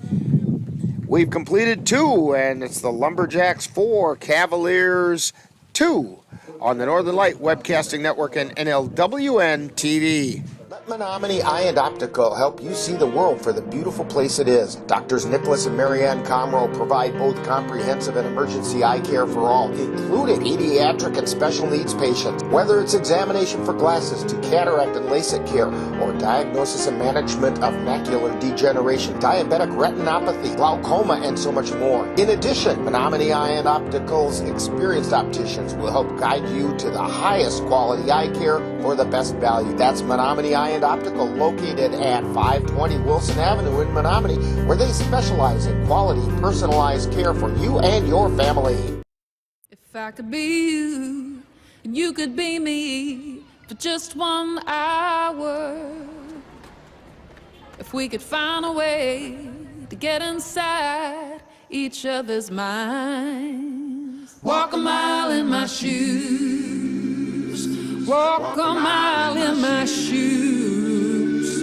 Well, before you abuse, criticize, and accuse, walk a mile in my shoes. Happy 57th anniversary.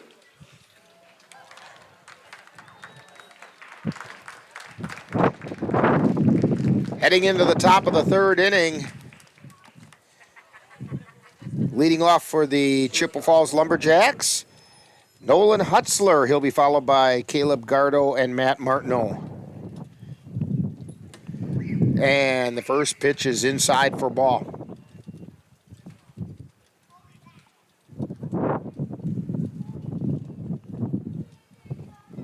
Gosley's pitch, that's a strike called. 1 ball and 1 strike. That one caught the outside corner. Gosley at the belt and delivers high and inside, ball 2.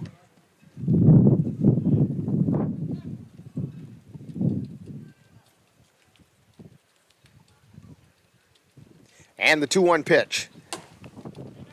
High and in again. 3 balls and 1 strike to Nolan Hutzler, who drew a walk and scored his first time up. And it's ball 4.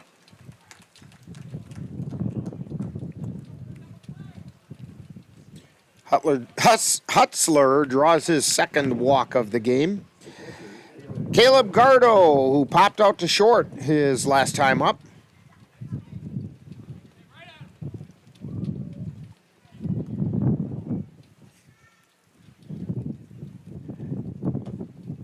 And the pitch is low and away for ball 1.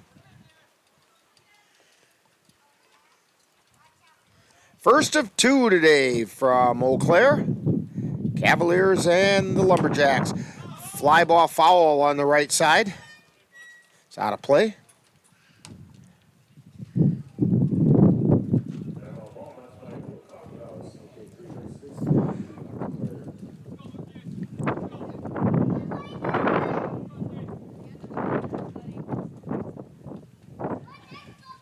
And the pitch is outside for a ball.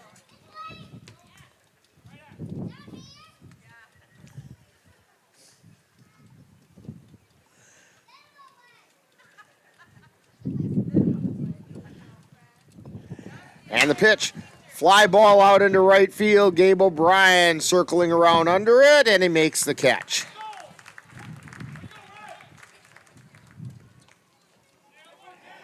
That's going to bring up Matt Martineau, who is credited with a single.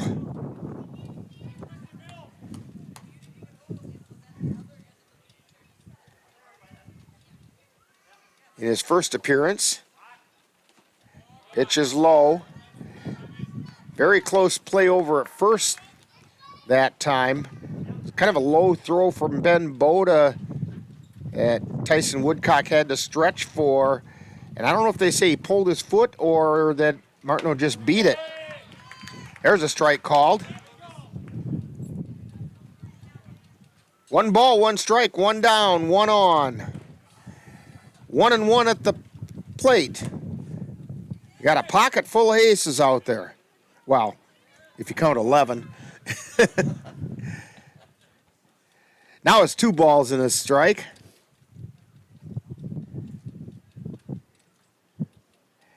Cosley delivers, fly ball out into right field. Heading back is O'Brien. He makes the catch for the second out.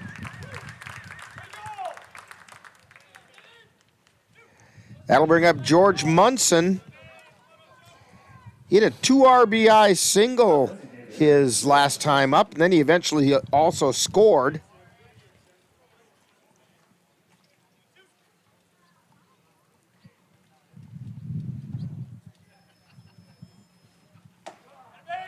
And the pitch is a strike.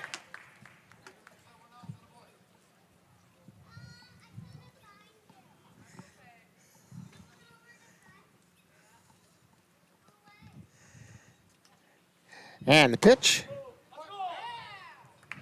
That was a called strike on the outside corner. No balls, 2 strikes to George Munson.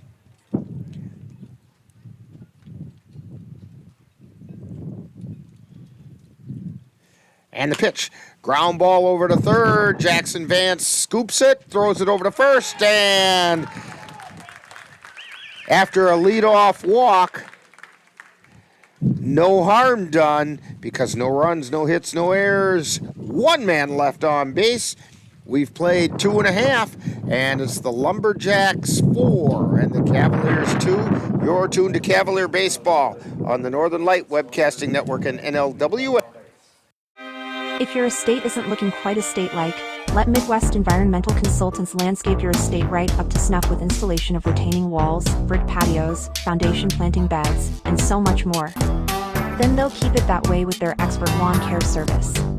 Call Midwest Environmental Consultants at 608-468-2067. Let Midwest Environmental Consultants help make your estate the showplace of the neighborhood. The Eau Claire Cavaliers would like to take veterans out to the ball game. That's right, as a thank you for your service, any veteran of the United States military can receive a lifetime pass for free admission to all Cavalier home games. Just come to Carson Park with your veteran identification, and the Cavaliers will issue you a free lifetime pass to all Cavalier home games. That's just the Cavaliers' way of saying thank you for your service. Heading into the bottom of the 3rd inning, top of the order for the Cavaliers. Jackson Vance, Caden Erickson, Gabe O'Brien.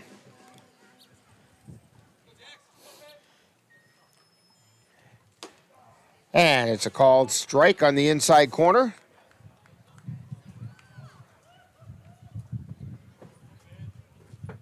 Here's the wind and the pitch. Strike 2 called on the outside corner.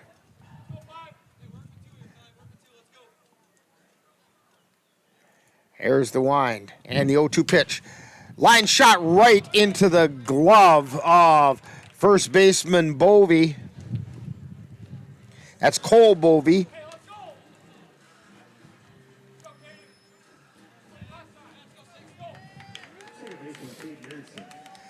So that'll bring up Caden Erickson. Erickson doubled his first time up. And the first pitch is a called strike. He eventually scored on O'Brien's home run. High pop-up in the infield. Varsho moves over or under it and makes a catch.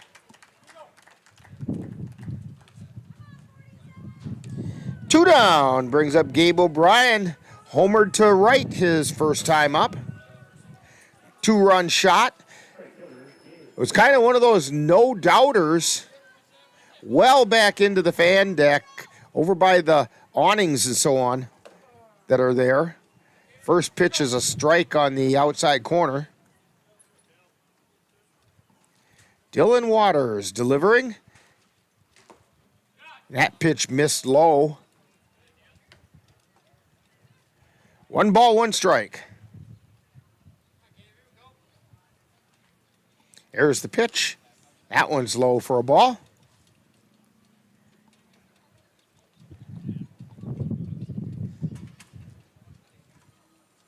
The wind and the pitch. Chopper foul down the first baseline.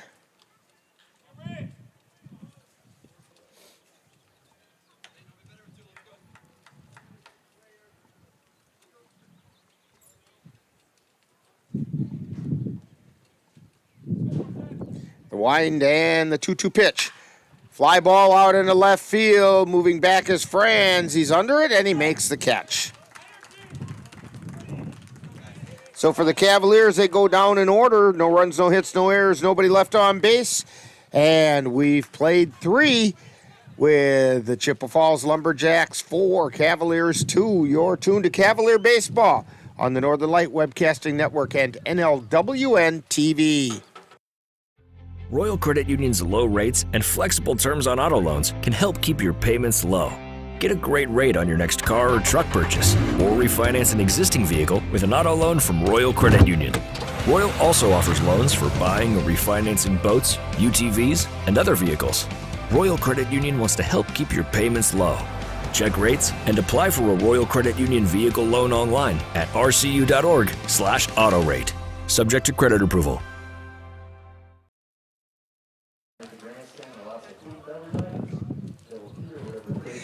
And back here at Carson Park, Dan has a nice view of the cheap seats out there in left center field. That's the osprey nest, and you can see the youngins poking heads up out there. Oh, so that would be the cheap seats. Oh, and my goodness. She says the cheap seats.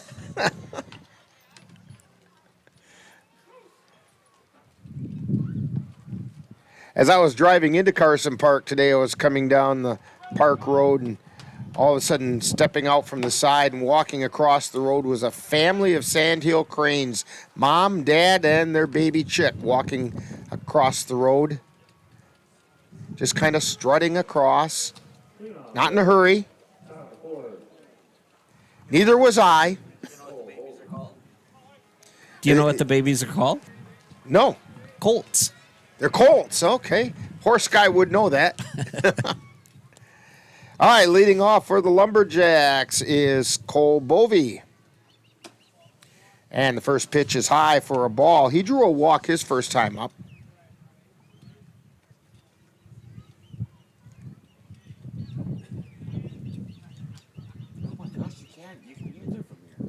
Here's the pitch. And it's a strike called on the inside corner. Ann said, my goodness, you can hear them from all the way over here. And you're right. And yes, those are the cheap seats. And strike two called at the letters. 1 ball and 2 strikes to Cole Bovey.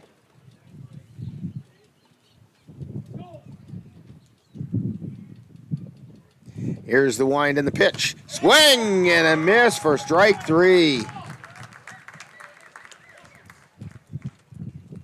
It's the third strikeout by Costley. And that's going to bring up Blake Tripler. He got on an error. And we figured it was probably by Caden Erickson, but it was somehow in the connection between Erickson and Costley on a ground ball. And it's a strike called on the inside corner.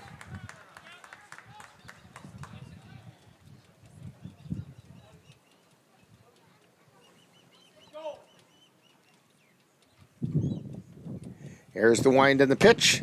It's high.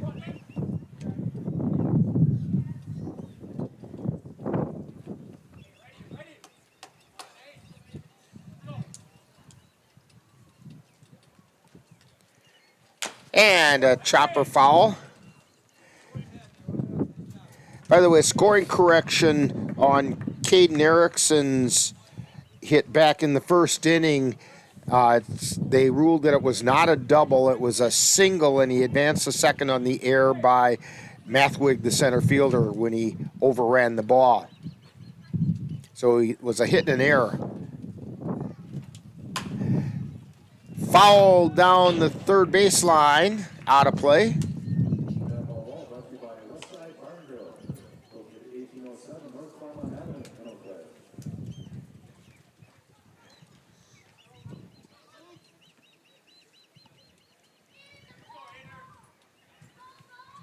Costley looking in and delivers.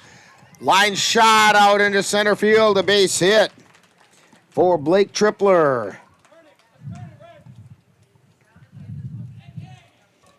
That'll bring up Dawson Mathwig, victim of a strikeout his first trip up.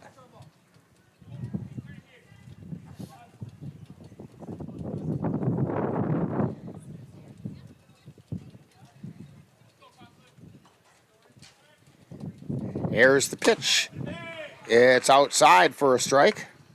Or caught the outside corner is what I meant to say.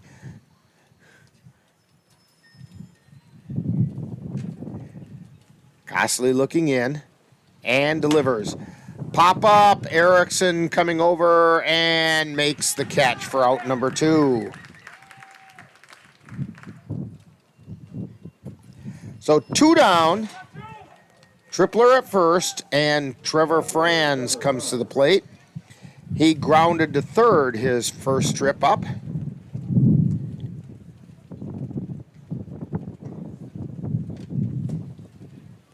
Costley delivers. Soft blooper, foul territory, out of play.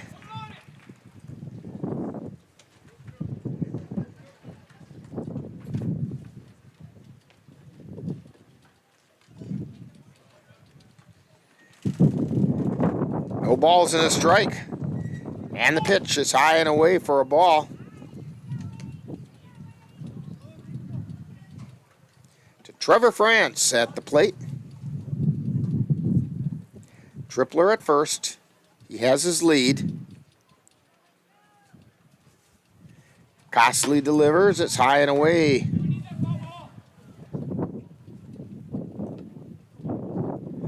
Two balls, one strike.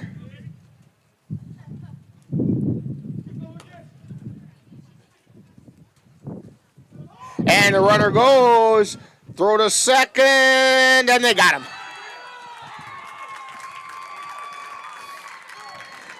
Tripler kind of mistimed his jump, and Costley spun around, threw it over to second, and got the put out. So for the Lumberjacks, no runs, one hit, no errors, nobody left on base. And after 3.5 innings, it's the Lumberjacks 4 and the Cavaliers 2. You're tuned to Cavalier Baseball on the Northern Light Webcasting Network and NLWN-TV. Let NLWN-TV and the Northern Light Webcasting Network take you out to the ballgame.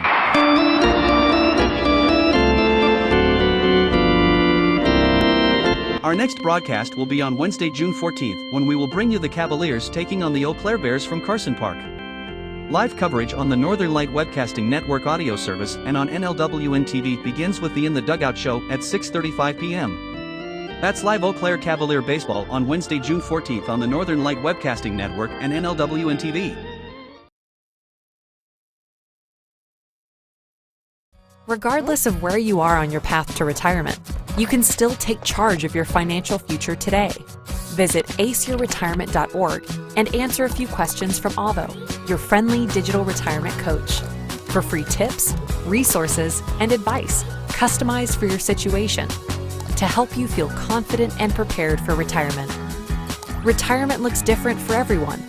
Make sure you're prepared for your financial future at aceyourretirement.org. Campbell Kapanke at the plate for the Cavaliers in the bottom of the fourth inning. The first pitch was fouled back. And he lines this one out into center field. It's going to be caught out there by Mathwig.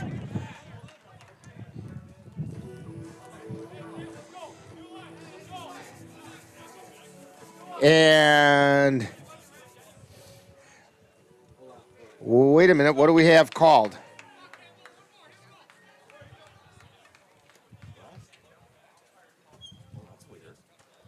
I don't think it wasn't catcher interference, or he'd be safe at first. But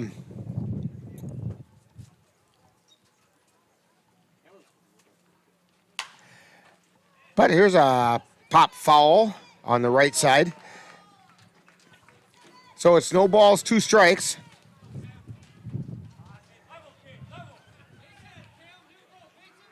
I suspect that the umpire hadn't put time back in after the previous one. And strike 3 called.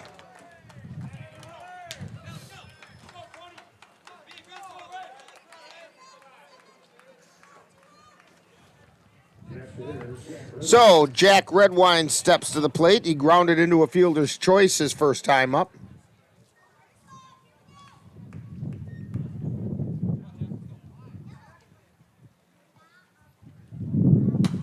And it's fouled back into the screen.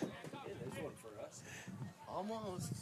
Did it stop? Or did it go all the way down? Where's a ball or chair? There's the wind, and the 0-1 pitch is outside.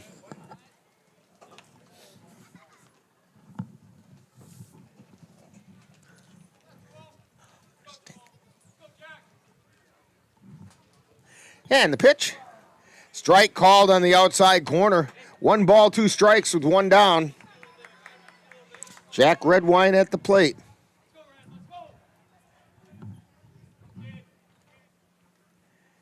Swing and a miss for strike 3. Up steps our Geno's player of the game, Xavier Bemnister.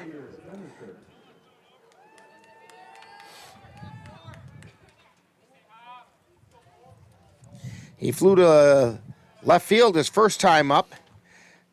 Don't forget, go out to Geno's tomorrow, mention Xavier's name, and you'll get a free soft drink, at least at the minimum. And if he can score today, you get a free appetizer. And it's a called strike on the outside corner. 1 ball, 1 strike to Bemnister.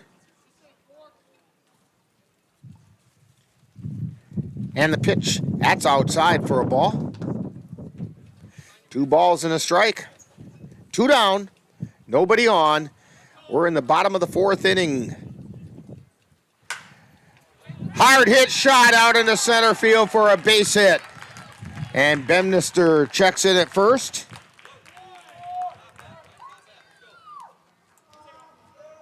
That's going to bring up Luke Erickson. Flew out to left last time up.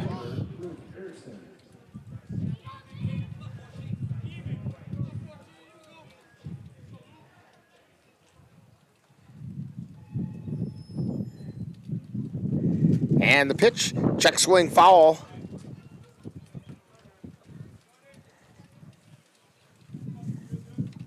No balls and a strike. Xavier Bemnister on first. Pitch is outside.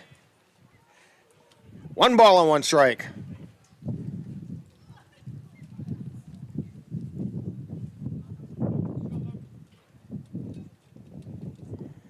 And the pitch.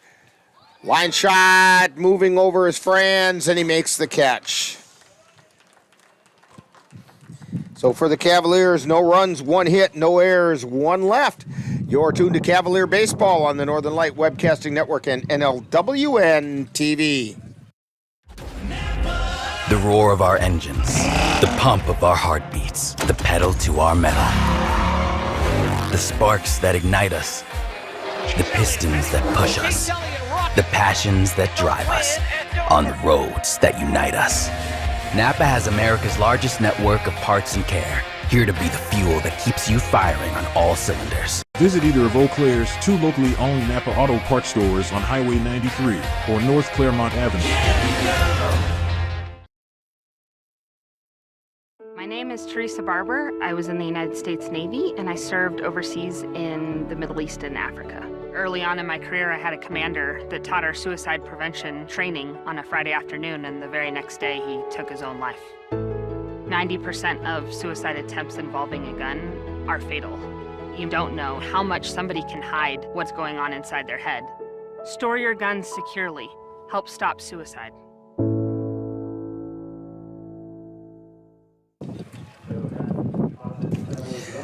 Back here at Carson Park. On a blustery but sunshiny day, temperature in the low 60s, and a breeze that feels like it's blowing about that fast too. 4-2, the Chippewa Falls Lumberjacks on top of the Cavaliers. We head to the top of the 5th inning. First game of a doubleheader, so it's only a 7-inning game. And leading off is Trevor Franz. And he hits a soft liner. Boda can't get there. It's going to fall in for a base hit for Franz. Back to the top of the order, Jack Bovey, the extra hitter, he's 0 for 2. Struck out and lined out to Boda.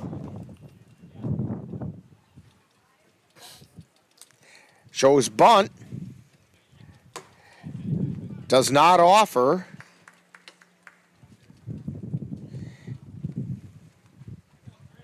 Franz remains back at first.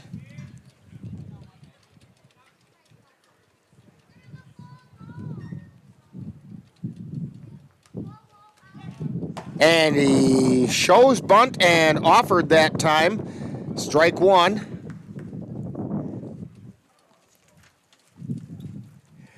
This is part of the dance when teams play small ball that you get to watch. There's a choreography to the whole bunt defense.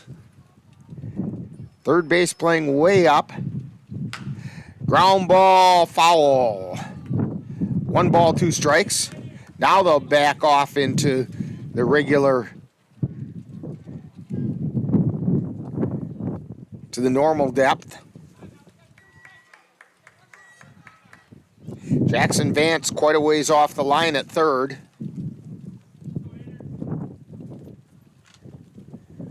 And the pitch. Fouled into the Lumberjack dugout.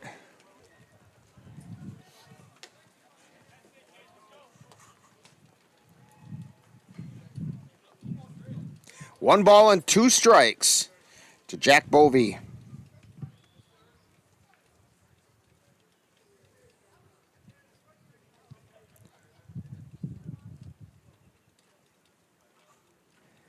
And the throw over to first, and Franz is back safely.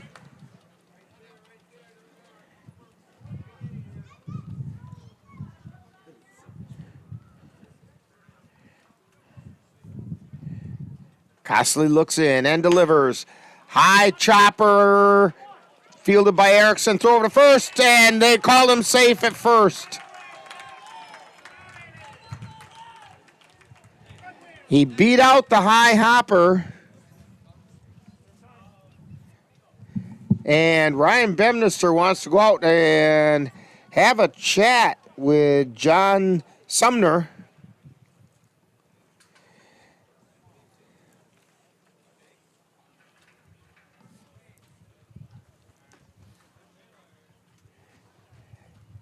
Erickson had to wait for Franz to try to clear before he could make the play.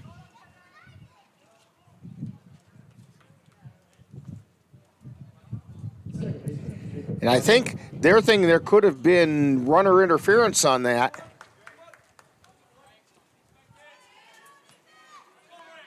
But John Sumner says nope. So with nobody out, there's 2 runners on for the Lumberjacks. We're in the 5th inning. They show bunt again, and he lays it down the third base side, and it goes foul. Cavaliers did a nice job that time of making sure that it stayed foul.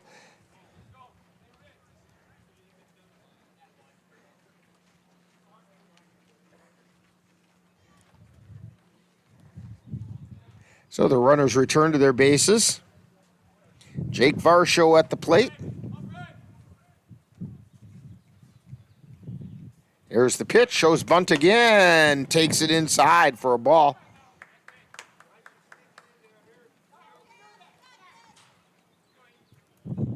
First of 2 today. Here's the pitch. Bunts it down into the plate, bounces out into fair territory, and throw over to first in time, but the sacrifice is completed.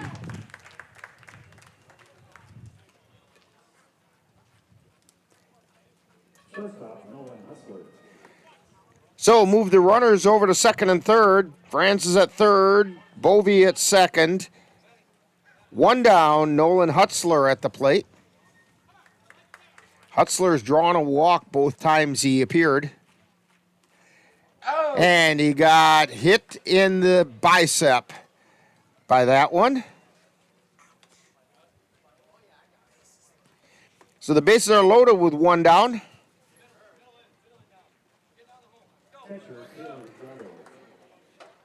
Caleb Gardo comes to the plate. He's 0 for 2. Infield playing in. They want to get the play at the plate.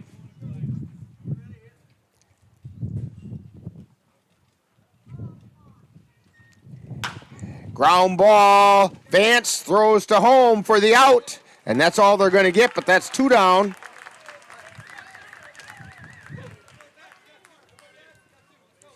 Two down. As Trevor France was thrown out at the plate. So Bovey on third. Hutzler on second. Gardo on first. And it brings up Matt Martineau. He's 1 for 2. Singled and scored back in the first inning. Strike called on the outside corner. He also flew out to right.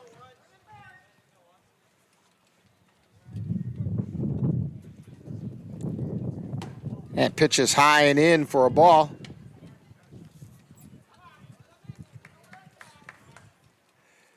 One ball, one strike, 2 down. Chopper foul down the third base line.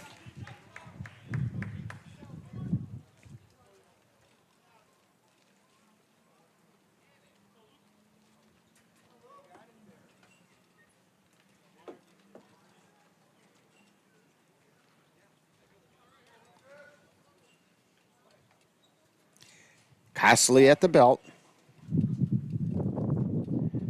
And he delivers. Line shot, fielded by, no, Boda knocks it down, but he can't come up with the play. And everybody advances 1 base.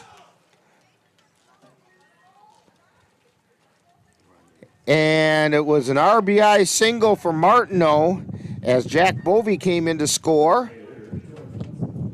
making it Lumberjacks 5 and the Cavaliers 2.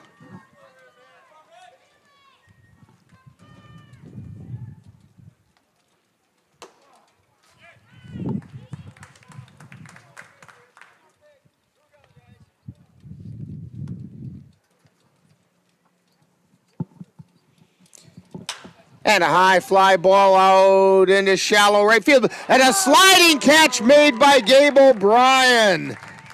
Another web gem for the Cavaliers. So 1 run on 2 hits. 3 hits. There were no Cavalier errors and the bases were left loaded. We've played 4.5. And it's the Lumberjacks 5, Cavaliers 2 on the Northern Light Webcasting Network and NLWN-TV. Mom's Restaurant and Pub in Colfax has just what you need when you have that craving for a home-cooked meal the way Mom used to make it. Mom's is open from 7 a.m. to 3 p.m. daily and until 9 on Fridays with a complete breakfast menu. Lunch includes sandwiches, salads, wraps, and burgers, along with Mom's comfort food favorites, and don't forget dinner on Fridays with Mom's famous fish fry. The coffee always hot, the breakfast always delicious, and lunch puts a smile on your face. 225 Bremer Avenue, Colfax. Call 715-962-4617. That's Mom's Restaurant and Pub in Colfax.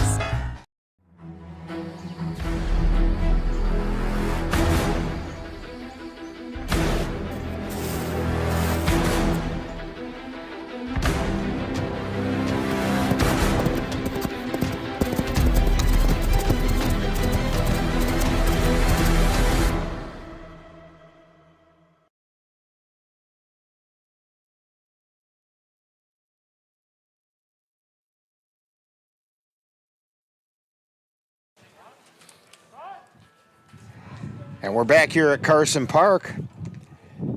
Chippewa Falls Lumberjacks leading the Cavaliers 5-2. Cavs have had a couple of web gems out in the field today. Gabe O'Brien with that sliding catch to end the inning, this last inning. And then earlier there was, in the second inning, Ben Boda's catch where he tumbled over the top of Luke Erickson. Cole Timon at the plate, fouls it down the third baseline.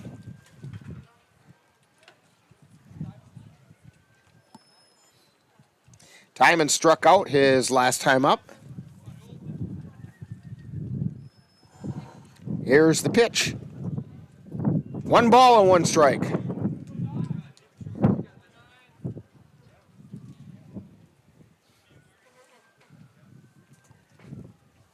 Here's the pitch. Fouled away on the right side.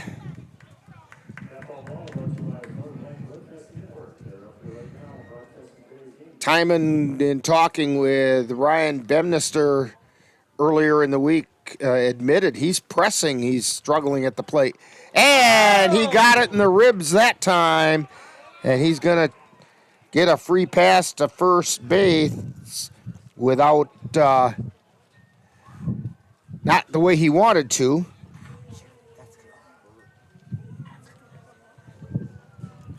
And we're going to get a courtesy runner in for Timon. Jalen Pascal.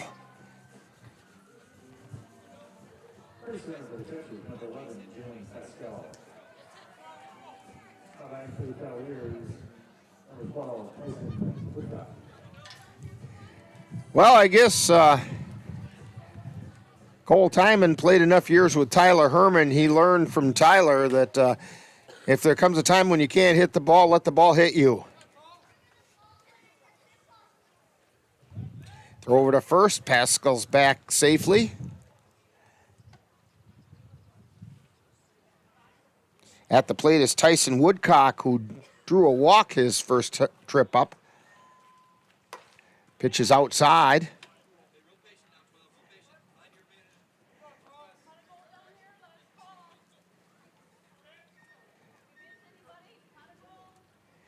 And the pitch. Strike called at the letters. 2 balls and a strike.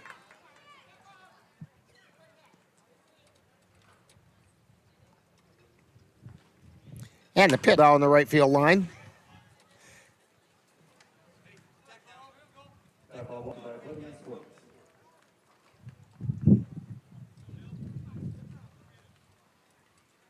So 2 balls, 2 strikes. Swing and a miss for strike 3. So Woodcock goes down swinging. Brings up Ben Boda, who flew to center field his last time up.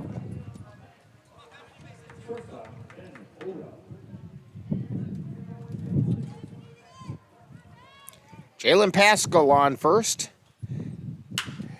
Ground ball into the outfield for a base hit. And Boda safe at first, Pascal at second.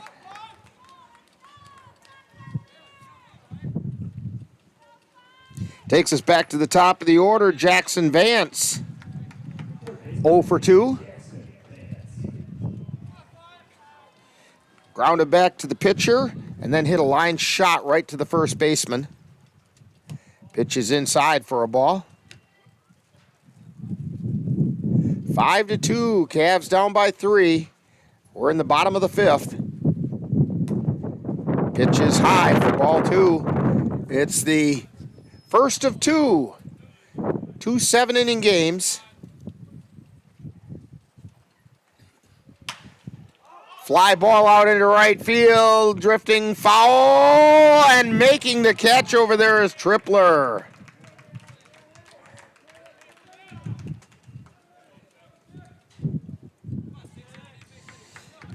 That'll bring up Caden Erickson. Erickson is 1 for 2, singled to center field, and then popped out to the second baseman.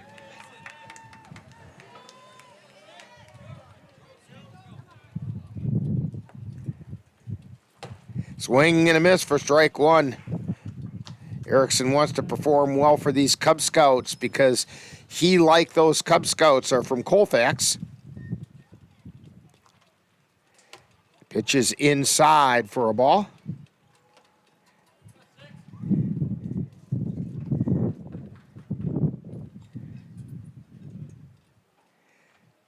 And the pitch. Soft fly ball into right field, and making the catch. A diving catch out there by Tripler in foul territory. Tripler showing some range out there in right field. So for the Cavaliers, No runs on 1 hit, no errors, 2 were left on base. We've played 5, and it's the Lumberjacks 5 and the Cavaliers 2, as you're tuned to Cavalier Baseball on the Northern Light Webcasting Network and NLWN-TV. The Eau Claire Cavaliers would like to take veterans out to the ball game. That's right. As a thank you for your service, any veteran of the United States military can receive a lifetime pass for free admission to all Cavalier home games. Just come to Carson Park with your veteran identification and the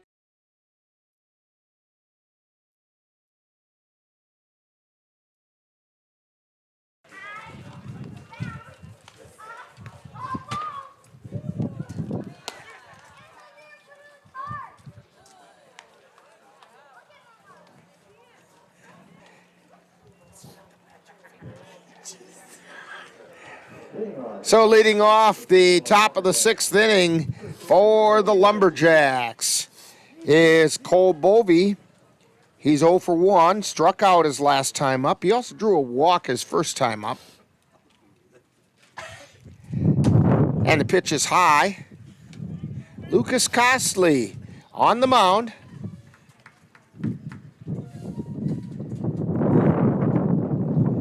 There's the pitch. Strike called on the outside corner. There is some activity down in the Cavalier bullpen. Jake Fisher warming up. Jackson Vance scoops it, throws it to first for the out.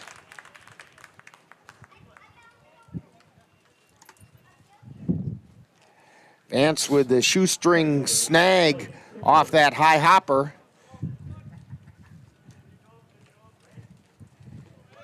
Blake Tripler at the plate. He's 1 for 2. Single to center field last time up, and the first pitch is a called strike.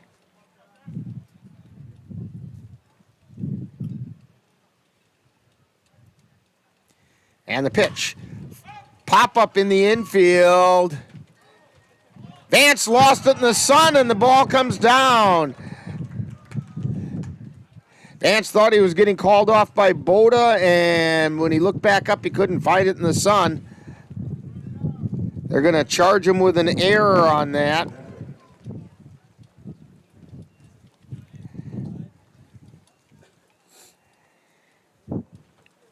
That brings up Dawson Mathwig, and the first pitch is a called strike.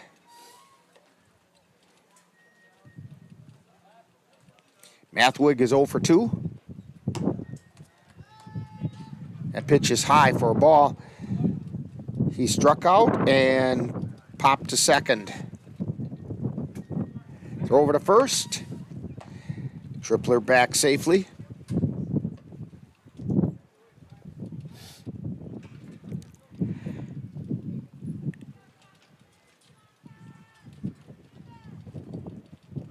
There's the pitch. Foul back into the screen. 1 ball, 2 strikes. 1 down.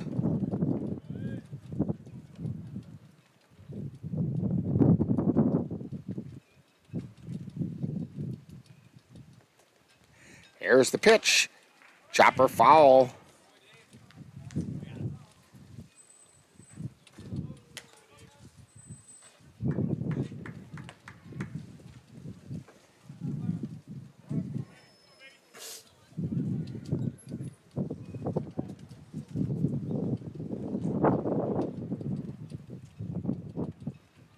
Here's the pitch. That missed outside. 2 balls, 2 strikes.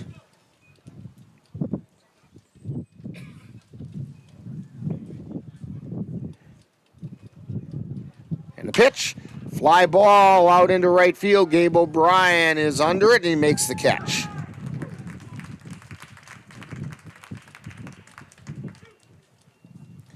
That'll bring up Trevor Franz.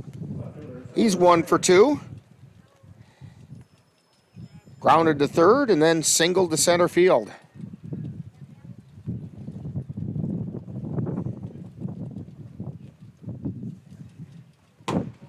Pitch misses, throw down to first, and back in safely is Tripler.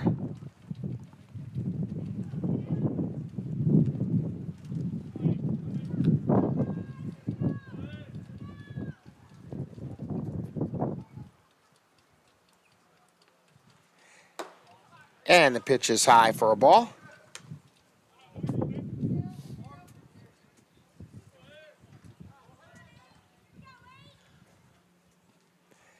Two balls, no strikes. Runner goes. Throw it on to second, and they got him. Nice job by Cole Timon throwing him out at second. Tripler was dead to rights, caught stealing. So, for the Lumberjacks, no runs, no hits. There was one Cavalier error, but nobody was left on base. So, we've completed 5.5 for the Cavaliers on the Northern Light Webcasting Network and NLWN-TV. Ready for a better way to bank? Switch to Royal Credit Union. Royal Credit Union is a financial co-op, not a corporation, so we return earnings to our members. That means you get low or no fees for account services and better rates on deposits and loans. You'll also have all the digital tools you need at your fingertips, so managing your account is easy. Royal is ready to help you discover the credit union difference. Switch to Royal Credit Union today at rcu.org/difference. Insured by NCUA.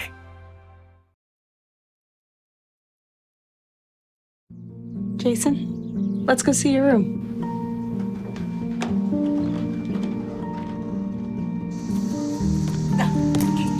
That's not right. How was it? Is it good?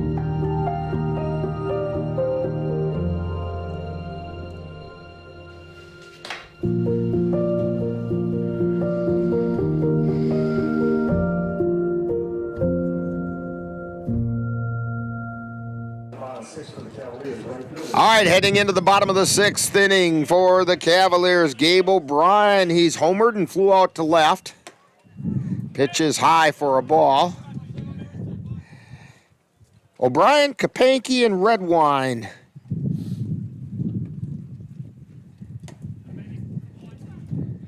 That pitch is high for ball 2. And then Bemnister would be the 4th hitter. And that one's low. 3 balls, no strikes. Cavs need base runners. Let's see if O'Brien's got a green light. Here's the pitch. And it's ball 4. So Gabe O'Brien on first. Campbell Kapanke, who had a strange at-bat last time, where he hit a fly ball, but they brought him back because the umpire wasn't ready for the pitch. Chopper foul down the third baseline.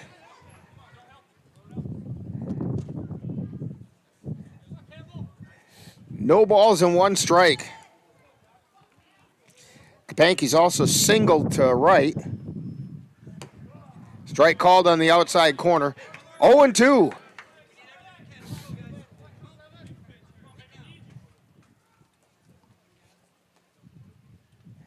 And the pitch. Fly ball out towards right field, foul territory. And Tripler couldn't get there quite that time. He made a good effort at it, though.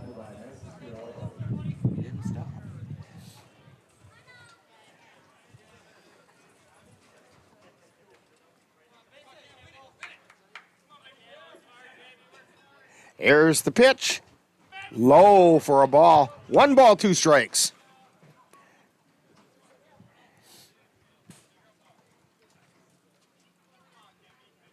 Here's the wind and the pitch. Fouled away on the right side. All the kids chasing the foul balls over there are very contented because they're getting lots of opportunities.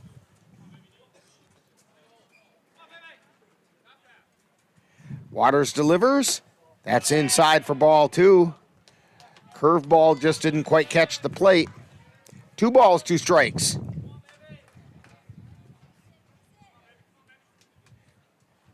And the 2-2 pitch. Line shot. Caught at second. Throw over to first. And they turn the double play, a 4-6-3 double play.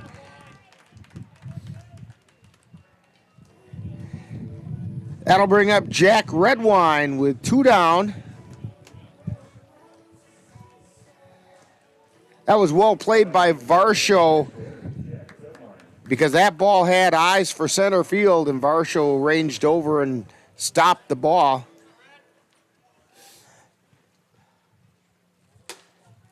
Pitch is outside for ball 1. Redwine is 0 for 2, grounded into a fielder's choice and struck out. Here's the pitch, foul back into the screen.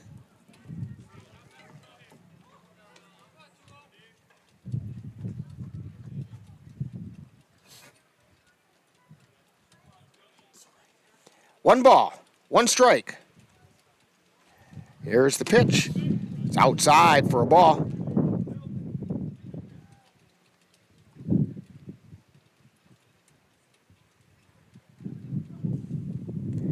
And the pitch. Outside, ball 2, ball 3. 3 balls, 1 strike.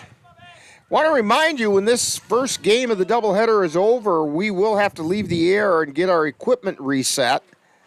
Inside for ball 4. Redwine's on first. And we have to reset our equipment. It takes just a couple of minutes. So you'll have to back out of YouTube if you're following us on YouTube, and then come back once you see that game 2 is being broadcast. Pitch is outside for a ball. This is our Geno's player of the game, Xavier Bemnister. Fly ball out into center or right field. Could fall in. Foul. That was a wind-aided foul ball.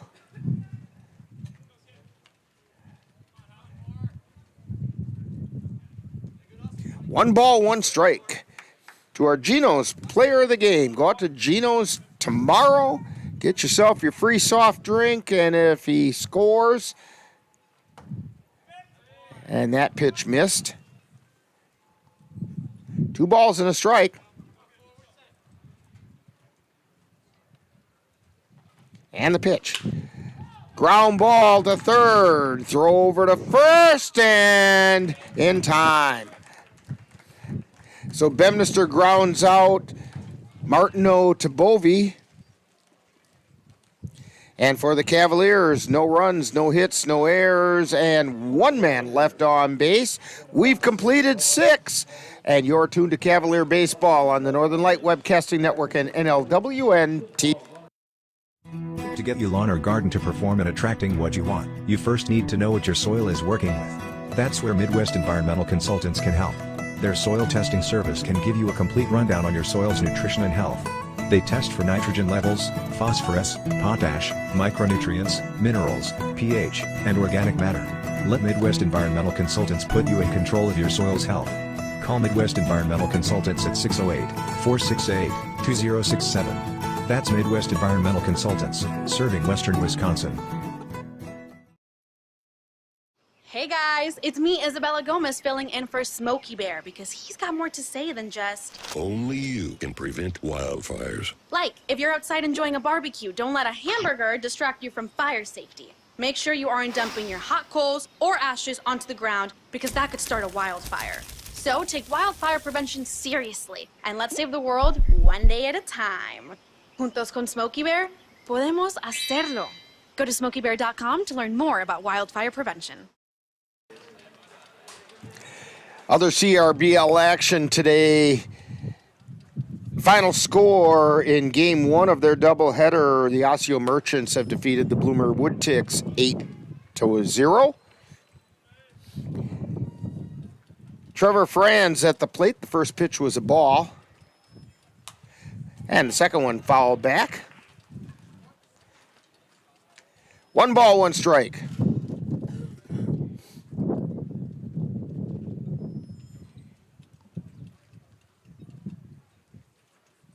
And it's a swing and a miss.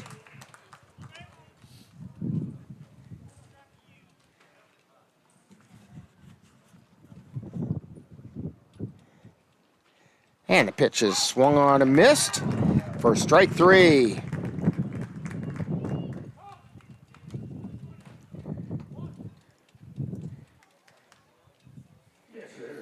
That's the 4th strikeout today for Lucas Costley. And we're back at the top of the order. Jack Bovey. Bovey's 1 for 3. And it's a strike called on the inside corner.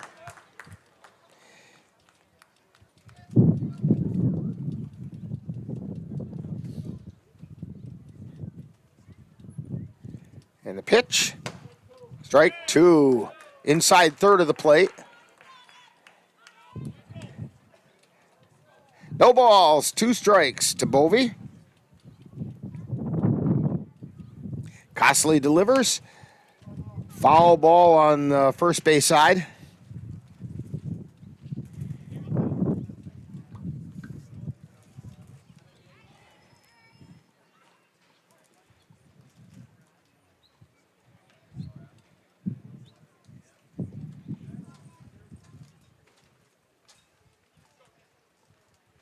And the pitch, laced foul down the third base side this time, out of play. No balls, 2 strikes, 1 down. We're in the top of the 7th. And a little looper, Jackson Vance comes over and makes the catch.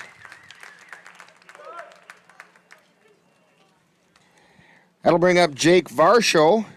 He was hit by the pitch and then flew out to Ben Boda out in left field. It's a pretty spectacular play. Boda made the catch and then tripped over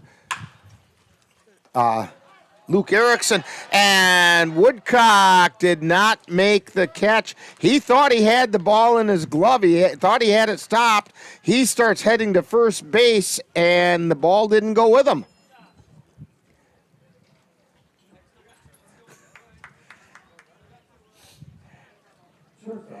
The ball must not had a ticket to ride or something. So that's going to be an error on Woodcock.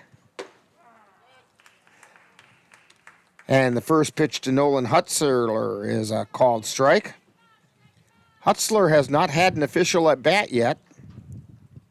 Walked twice and was hit by the pitch once.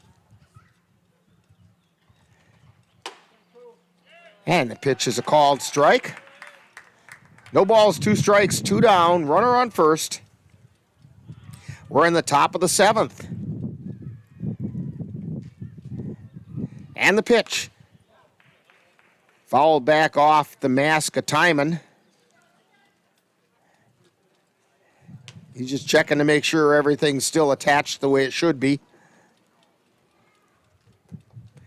All noses accounted for.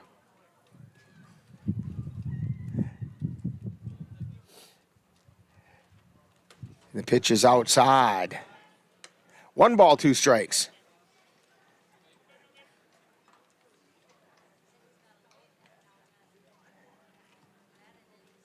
Costley looking in. And the pitch. Ground ball right up the middle for a base hit.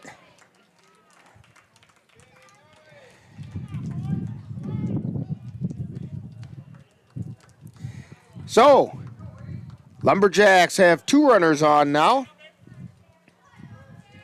with 2 down. Caleb Gardo, 0 for 3. Popped to short, flew out to right, and grounded into a fielder's choice.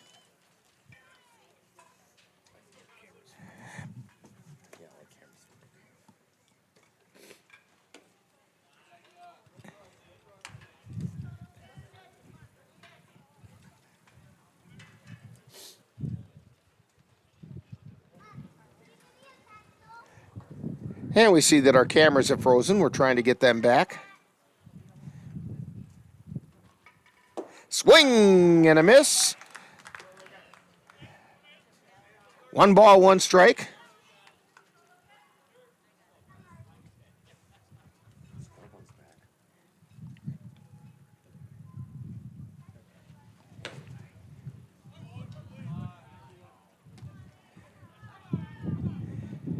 Two balls and a strike now to Caleb Gardo. Top of the 7th inning. The game scheduled for 7. Cavs down by 3.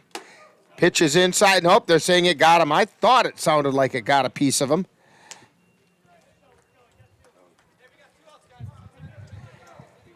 So now the bases are loaded with 2 down.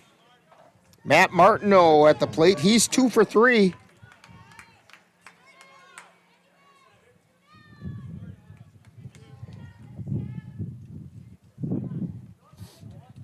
That's the 3rd batter hit by Costley today. High chopper fielded by Vance. Throw over to first, and they got him.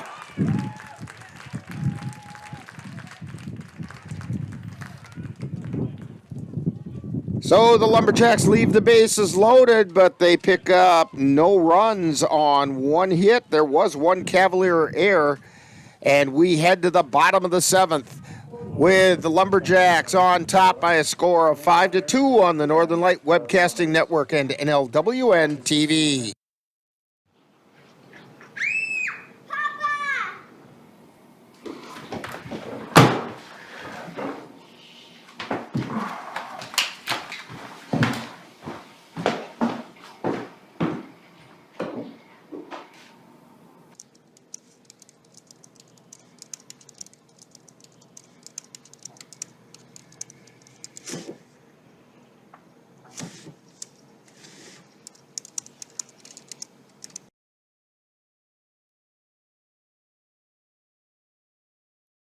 Hey, can you chop the pineapple? Chop the pineapple.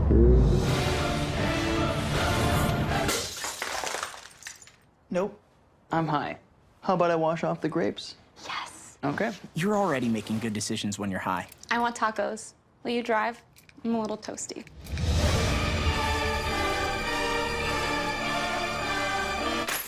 Nope. I'm high. Let's order in. Don't make an exception when it comes to driving. If you feel different, you drive different. So we head to the bottom of the 7th inning. Cavs have their work cut out for them. They're down by 3. Due up for the Cavaliers. Luke Erickson, Cole Timon, and Tyson Woodcock. I must be thinking back in like 1969, upstate New York or something. It's some really great music. Dude, that can never happen again for you. All right, Luke Erickson is 0 for 2. He's flown out to left field both times. Check swing. It was a ball.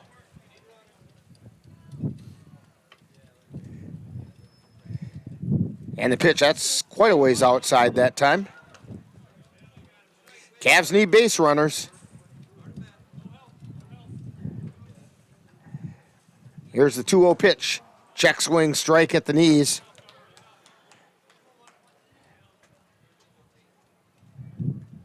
Two balls, 1 strike.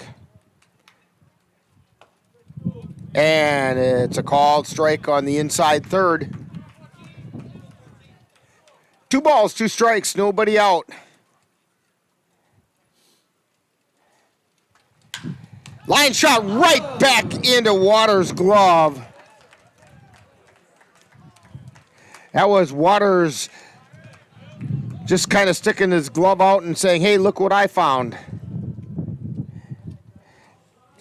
Brings up Cole Timon. He's 0 for 1, struck out in his only official at bat. Then he was hit by the pitch his last time up.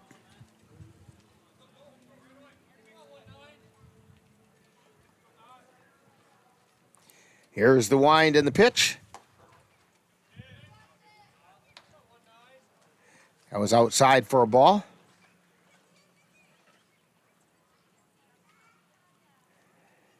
And the pitch. Strike called. 1 ball, 1 strike. 1 out.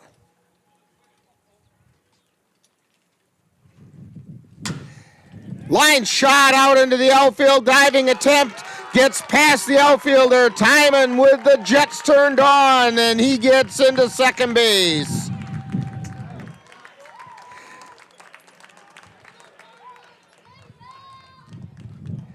So Cole Timon, maybe that's a sign he's going to break out of his slump.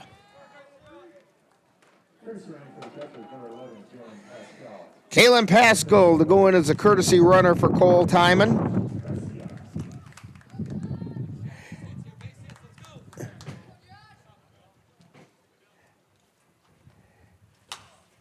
And Josh Garcia is in to hit for Woodcock.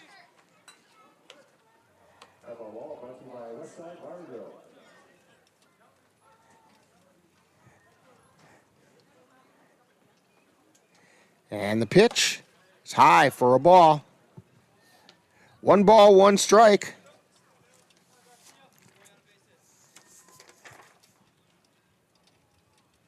Garcia batting .308. Pitch is outside. 2 balls and a strike.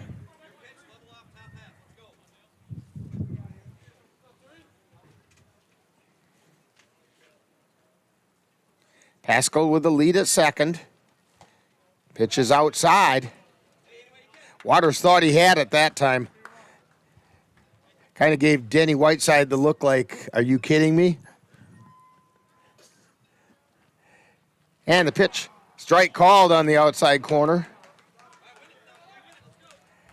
Full count now to Josh Garcia. Ground ball, and it gets past the shortstop. Hutzler, throw to the plate, and Pascal comes in safely. I think they're going to give Hutzler an error. Nope. They gave a hit. So Garcia gets an RBI.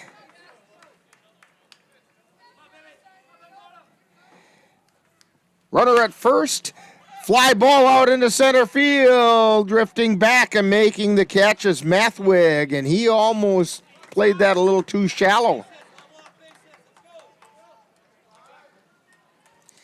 Back to the top of the order, Jackson Vance, who's 0 for 3. Cavs down by 2. They're down to their final out. Throw back to first, and Garcia back safely.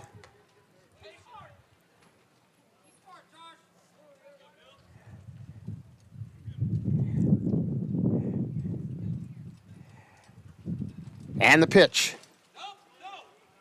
That one's low. 2 balls, no strikes. 2 down. Garcia at first. Jackson Vance representing the tying run is at the plate. That pitch is inside for a ball. Curve ball that didn't curve. 3-0 is the count. Strike called.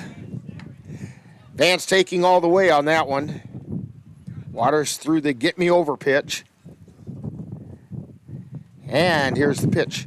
And there's ball 4. Jackson Vance draws a walk, so the tying run is on base. It's going to bring up Caden Erickson. And Erickson is 1 for 3. He singled and actually got to second when Mathwig misplayed it. First pitch is a called strike on the inside corner. He's also popped out and fouled out. Pitch is low and outside for 1 ball, 1 strike, 2 down, 2 on. And that one got Erickson. You know, we always have said those Colfax boys really know how to use their head.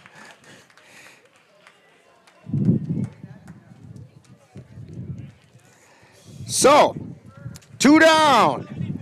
Tying run in scoring position. Winning run on first.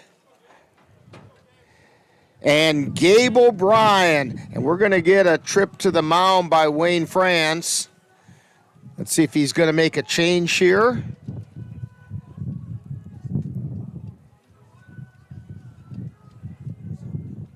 Dylan Waters has gone the distance. Both starting pitchers have gone the distance.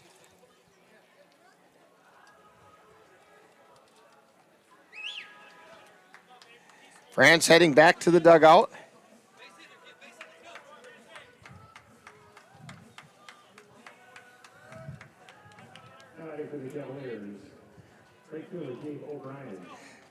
So Gabe O'Brien, 1 for 2, and the one was a big one.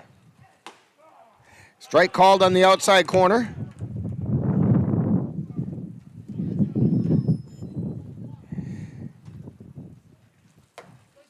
Check swing, strike 2.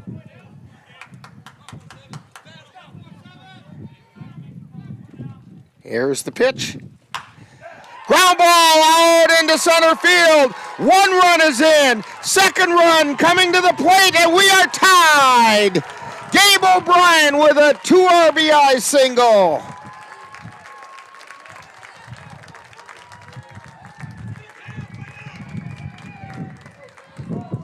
The Cavaliers have tied it up in the bottom of the 7th.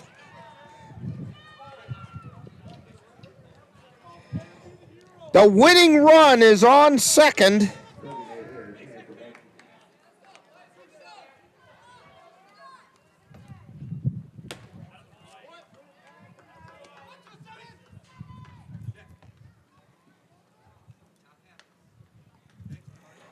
That's Erickson at second.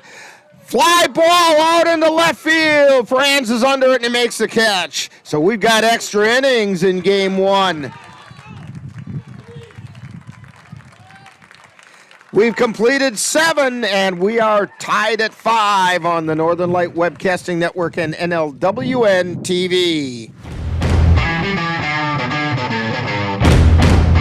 Let NLWN-2 and the Northern Light Webcasting Network bring you some tough semi-pro gridiron action. Our next broadcast will be on Saturday, June 17th, when we will bring you the Eau Claire Cavaliers taking on the Tri-City Bulldogs from Simpson Field on the UW Eau Claire campus. Live coverage on the Northern Light Webcasting Network audio service and on NLWN-2 begins with Cowboy Kickoff at 3:35 p.m. That's live Eau Claire Cowboy football on Saturday, June 17th on the Northern Light Webcasting Network and NLWN-2. Life doesn't always give you time to change the outcome. Prediabetes does. 1 in 3 adults has prediabetes, but with early diagnosis, prediabetes can be reversed. And you can change the outcome. Take the 1-minute prediabetes risk test today. Go to doihaveprediabetes.org.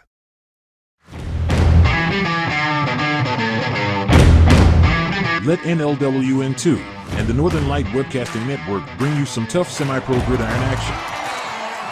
Our next broadcast will be on Saturday, June 17th, when we will bring you the Eau Claire Cowboys taking on the Tri-City Bulldogs from Simpson Field on the UW Eau Claire campus. Live coverage on the Northern Light Webcasting Network audio service and on NLWN-2 begins with Cowboy Kickoff at 3:35 p.m. That's live Eau Claire Cowboy football on Saturday, June 17th on the Northern Light Webcasting Network and NLWN-2.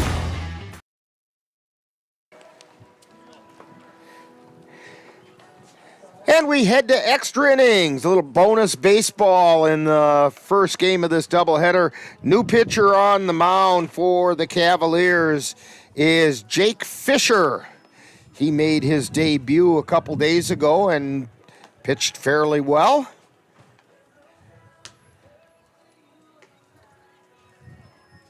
As we are all tied heading into the 8th inning at 5. Lucas Costley's numbers, he went 7 innings, gave up 5 runs, all 5 were earned.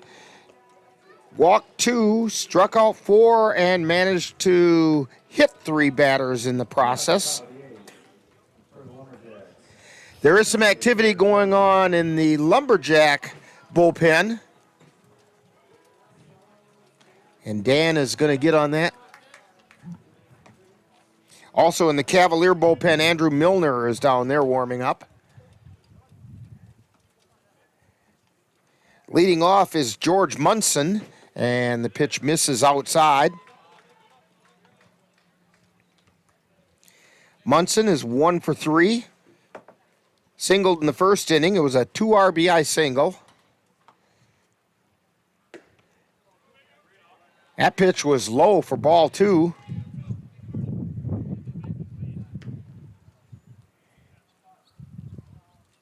Nolan Hutzler is warming up down in the bullpen for the Lumberjacks. Swing and a miss. 2 balls and a strike.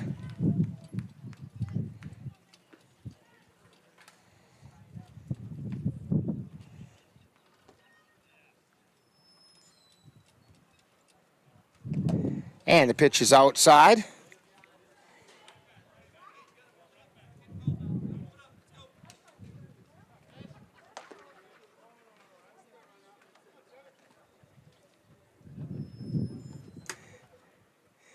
And the pitch, ground ball to short. Boda scoops it up, throws it over to first, and in time. One down brings up Cole Bovey.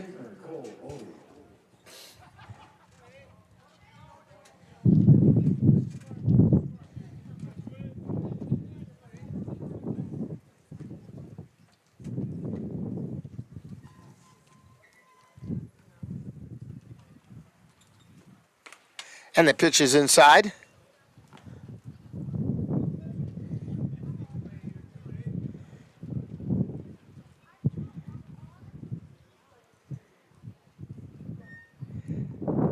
And this one's called strike on the outside corner. 1 ball, 1 strike.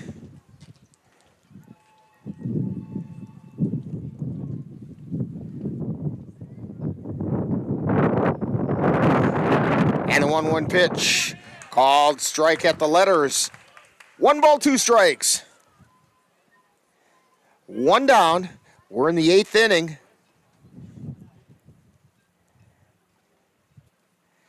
And the pitch. That missed outside. Fisher knew it. Released it just a little different than he wanted to, it looked like.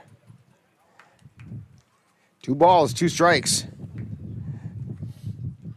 Fisher at the belt. He delivers.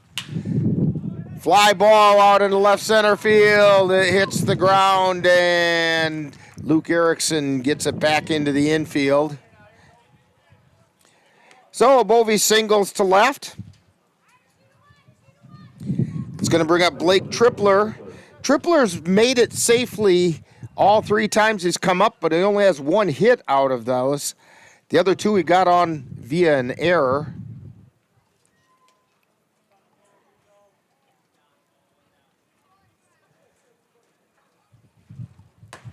And the first pitch is a called strike on the outside corner.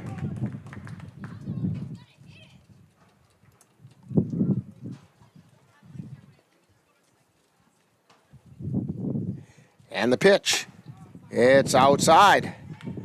1 ball, 1 strike. Jake Fisher on the mound for the Cavaliers.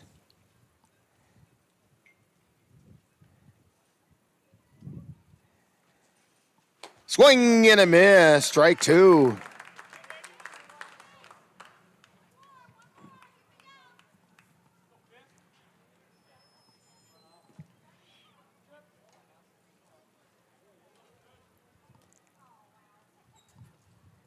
Here's the pitch. Fly ball out into center field. That's a base hit. Cut off there by Bemnister, and both runners go 1 base. So, 1 down, 2 on, and Ryan Bemnister is going to make a trip to the mound.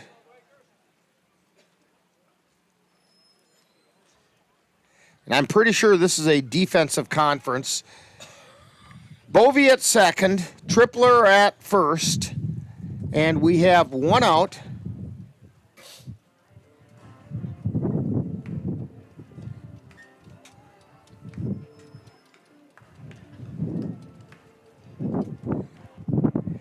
That conference was short-lived. Don't forget, when this game does finally end, we will have to leave the air for a few minutes and reset our equipment to get ready to bring you Game 2. Please make sure you check back in and join us for Game 2. Fly ball out into shallow center field. Boat out to make the catch, and there are 2 outs. They called the infield fly on that anyway. That was Dawson Mathwig going out. 2 down now. Trevor France at the plate. France is 1 for 3.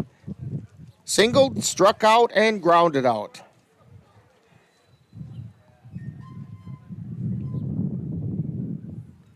And here's the pitch. That's high and inside.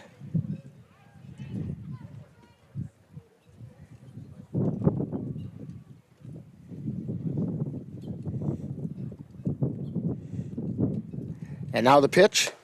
Yeah, it's a called strike on the outside corner.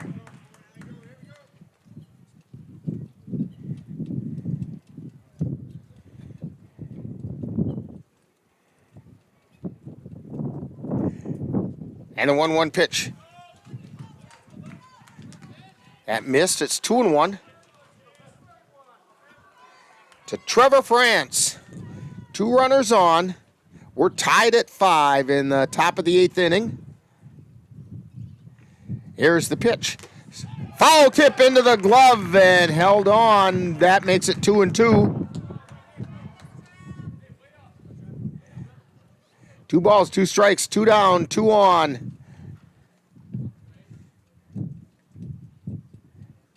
Fisher delivers, and it was high. Count goes full. This is traveling time for those runners.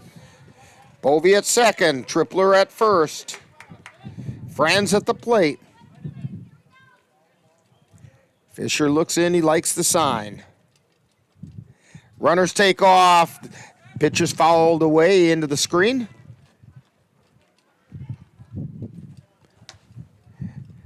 Dan, this is where those runners can work on their wind sprints. Yeah. Take off on the pitch every time and then only have the guy foul it off. Yeah, they're going to be moving. 3-2.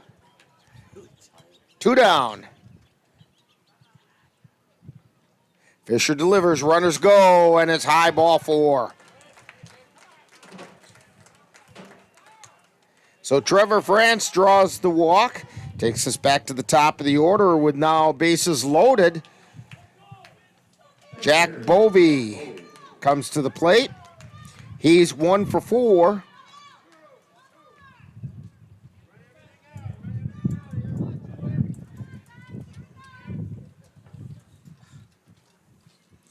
And the pitch.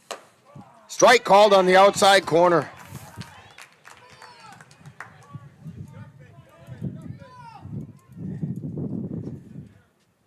No balls, 1 strike.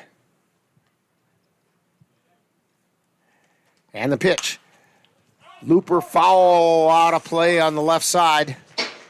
Off the bleachers.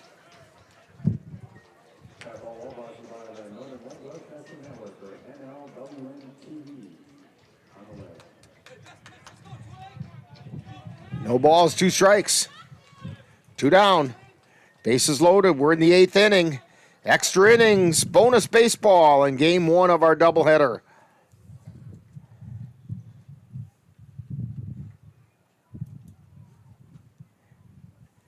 Fisher looks in. He delivers. That's outside. 1 ball, 2 strikes.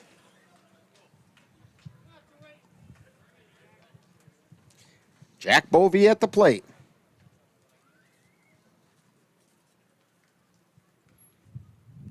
And the pitch.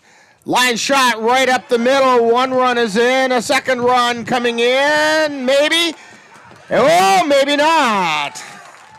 Well, 1 run did come in on the base hit by Bovee.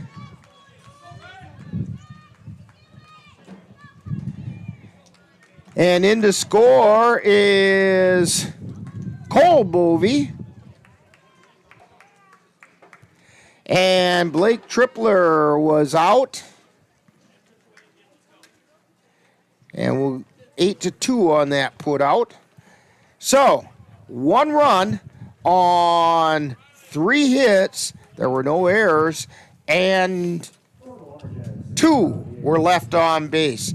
We've completed 7.5, and it's the Lumberjacks 6 and the Cavaliers 5 as you're tuned to Cavalier Baseball on the Northern Light Webcasting Network and NLWN-TV.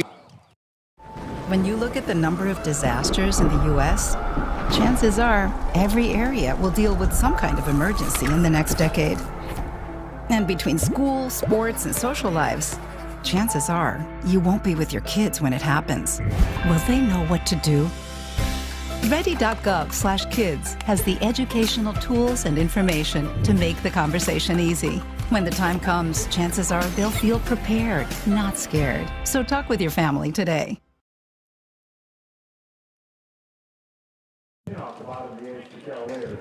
So we head to the bottom of the 8th inning. Cavs down by a run. Jack Redwine at the plate. Redwine is 0 for 2. Grounded into a fielder's choice, struck out, and then drew a walk. And the first pitch is low for a ball.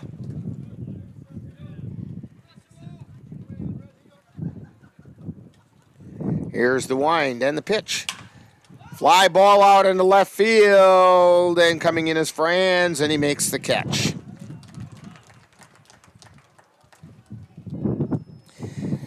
That brings up our Geno's player of the game, Xavier Bemnister. He is 1 for 3. Singled to center field earlier. Pitch is outside for a ball.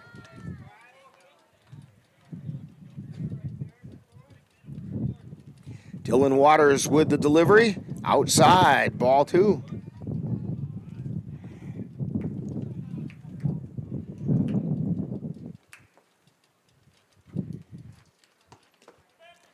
And the pitch is low for a ball.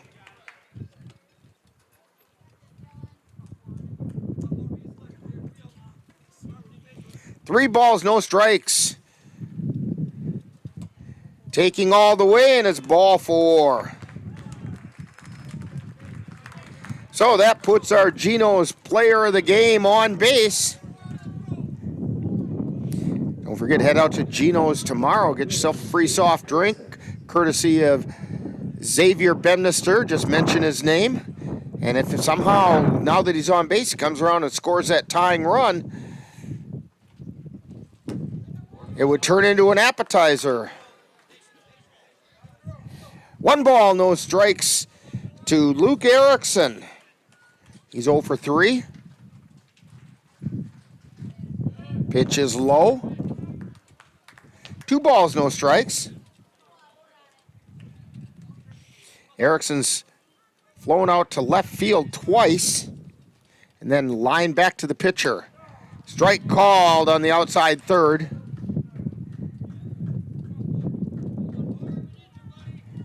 Cole Timon on deck. Foul back into the screen just off to our left. 2 balls, 2 strikes. 1 down.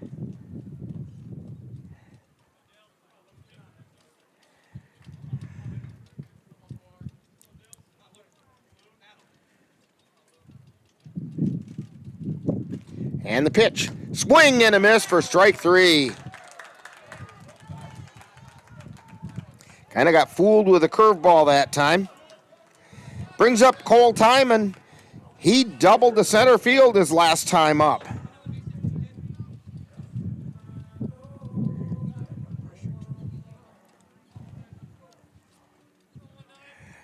If he does the same thing, there's a pretty good chance Bemnister could score. Pitch is on the inside corner.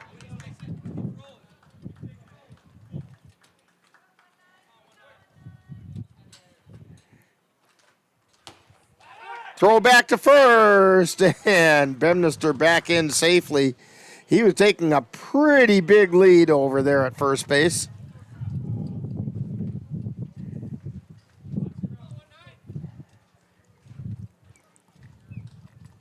1 ball, 1 strike.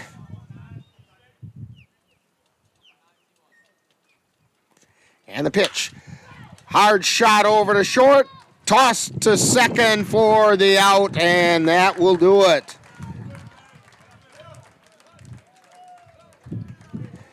So for the Cavaliers in the bottom of the 8th, no runs on, no hits, no errors, 1 left on base.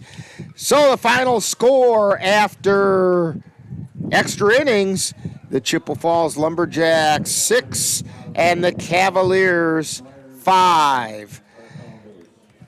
And we will have a very abbreviated Talkin' Baseball in just a couple of minutes. Then after that Talkin' Baseball, don't forget, you're going to have to back out because we're going to have to leave the air to get ready for Game 2. So we'll summarize everything when we get to Talkin' Baseball on the Northern Light Webcasting Network and NLWN-TV. You've been watching NLWN-TV's presentation of Eau Claire Cavalier Baseball live on the Northern Light Webcasting Network. Stay tuned. Coming up next is Talkin' Baseball, with a look back at today's game.